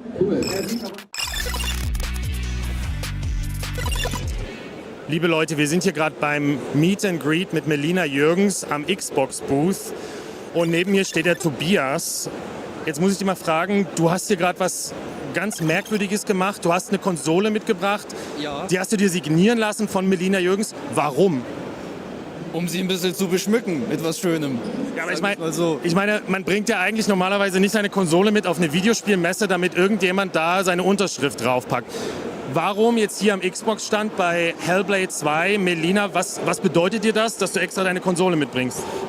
Naja, also ich meine, das Spiel ist mir halt besonders wichtig und ich habe das auch schon mehrere Mal durchgespielt und an sich bin ich auch wahnsinnig begeistert von den Hintergründen der Geschichte, von der Story, wie sie verläuft, von dem Thema der psychischen Gesundheit. Ja. Und das ist halt ein recht wichtiges Thema für mich. Das ist auch so das erste Mal, dass ein Spiel das wirklich überhaupt aufgreift. Ja, auf jeden Fall. Und vor allem gut aufgreift. Weil ich glaube, bei recht vielen Spielen ist es einfach so, ja, man hat einen Psychopathen und der ist halt aggressiv oder in irgendeiner Art und Weise negativ dargestellt. Und das heißt, eins der wenigen Spiele, wo halt Psychose und ja, generell alles, was in Richtung psychische Krankheiten geht, recht authentisch und als menschlich dargestellt werden und nicht einfach nur als gefährliche Eigenschaft von irgendjemandem. Würdest du sagen, das Spiel hat es dir einfacher gemacht, bestimmte Aspekte von Mental Health besser zu verstehen? Definitiv, ja. Auf jeden Fall. Also ich glaube, ich habe noch nie so viel über Psychose gelernt wie bei diesem Spiel. Man kann in irgendwelchen Psychologiebüchern das nachlesen, wie so eine Psychose entsteht, was passiert und was die Personen fühlen, aber kein anderes Medium wie ein Videospiel kann das so authentisch und nachvollziehbar darstellen. Was denkst du, wie lange müssen wir noch warten, bis wir im Grunde genommen Hellblade 2 Senua's Saga spielen können? Ja, hoffentlich nicht zu lang, aber was denkst du, wie lange müssen wir noch warten? Also 2024 soll es ja rauskommen, ne? Aber das Jahr ist lang. Ja. Das Jahr ist lang. Hat sie dir eventuell verraten, ob sie schon mit dem Motion Capturing fertig ist? Tatsächlich nicht, nee. Ah, verdammt, verdammt. Das wäre nämlich auch meine Frage gewesen. Hätte ich sie fragen müssen, ja, aber ja. Naja. Aber wir hoffen einfach, dass es wirklich 2024 rauskommt. Es wird einer der Highlight-Titel, absolut. Ich wünsche dir noch eine tolle Messe. Ja, danke schön. Und beschütze diese wunderbare Konsole mit der Unterschrift. Wirst du sie jetzt in ein Regal stellen oder wird sie genutzt? Sie wird noch genutzt, auf jeden Fall. Absolutes Highlight. Leute, zurück ins Studio. Danke dir. Noch eine schöne Messe. Ja, danke schön. Wir sind hier über den Booth von Path of Exile gestolpert. Für die, die es nicht kennen, wenn ihr Diablo mögt, dann werdet ihr Path of Exile wahrscheinlich auch mögen. Ist ein ähnliches Konzept. Wir rennen durch die Gegend, wir hauen Leute und wir haben einen enormen Skilltree, wo wir unseren Charakter anpassen können. Wir schauen uns das Ganze mal an und vielleicht finden wir ja jemanden, der uns erzählt, was es Neues gibt.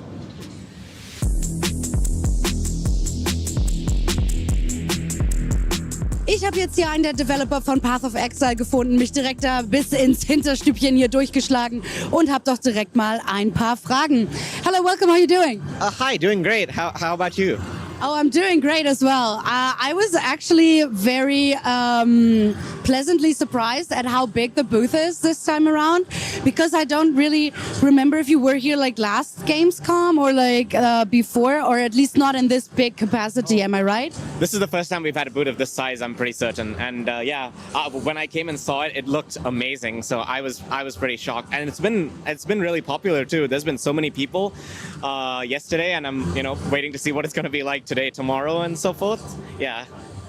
Okay, also das ist bisher auf jeden Fall der größte PoE-Booth, den es hier bisher gegeben hat. Und anscheinend sind auch die Entwickler davon schon ein bisschen überrascht, wie beliebt das Spiel doch tatsächlich ist. Da fragen wir doch direkt mal nach, woran es liegt.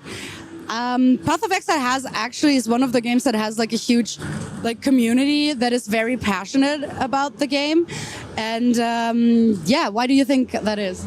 There's a lot of Path of Exile, which is, it goes really deep when it comes to character building, and there's a lot of complexity there. So a lot of our players, they're really, into this game. They get really into it. So we've just been really overwhelmed by the response that we've seen here. We had I saw so many Path of Exile shirts yesterday in the queue, which is which immediately says, oh wow, these are all existing Path of Exile players. They've come all the way to try the new demo and everything. So yeah, it's been really great. Yeah, that must also be nice as someone who worked on the game to see how passionate people are about it. So what can you offer the fans? What can people expect when they come here today?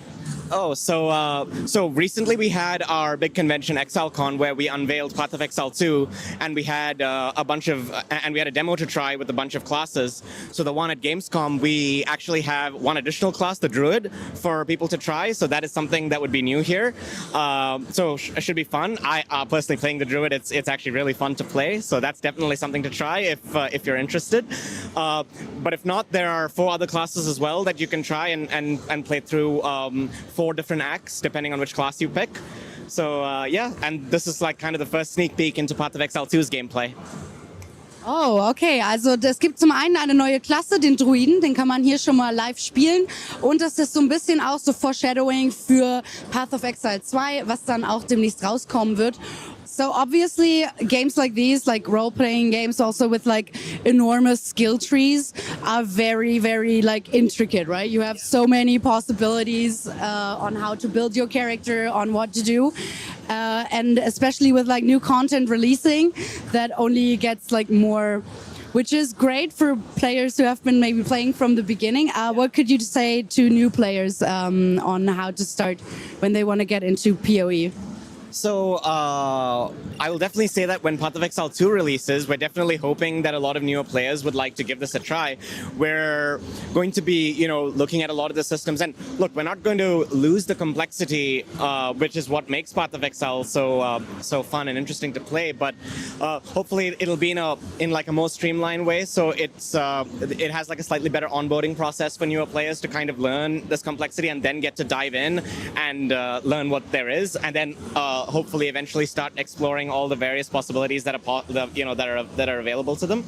And it being a new game really helps that versus an existing game with many years of content going into it. Yeah, I would say. Okay, perfekt. Also wenn ihr ein neuer Spieler seid, dann kein Problem. Ihr könnt auf Path of Exile 2 warten und dann nochmal ganz von vorne einsteigen. Ansonsten werdet ihr euch hier am Booth, könnt ihr euch direkt mit dem Druiden vertraut machen und euch ein bisschen das neue Gameplay angucken. Do you have a favorite like class or build? In Path of Exile 2, my favorite has been the Huntress, but I would definitely recommend trying the Druid as well. It's a bit hard to pick between the two, but those two I would say are my favorites so far. Yeah. Okay, awesome. So let's see what these classes have to offer for us. Path of Exile ist auf jeden Fall ein Spiel, das ihr hier ausprobieren könnt. Ich gebe zurück ins Studio und gucke mir diesen Druiden jetzt nochmal genauer an.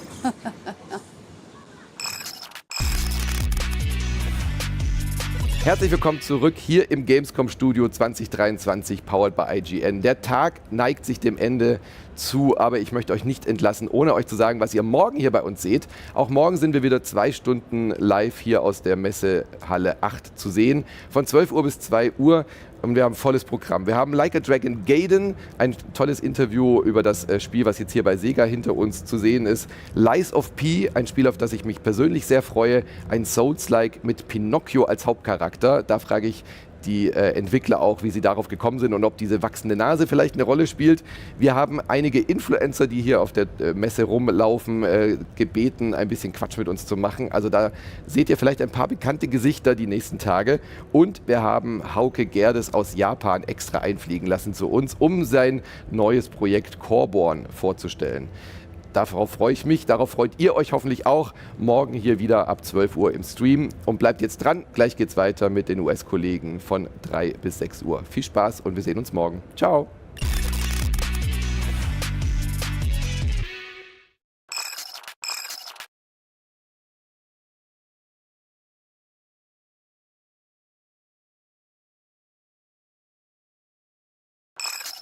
Bye.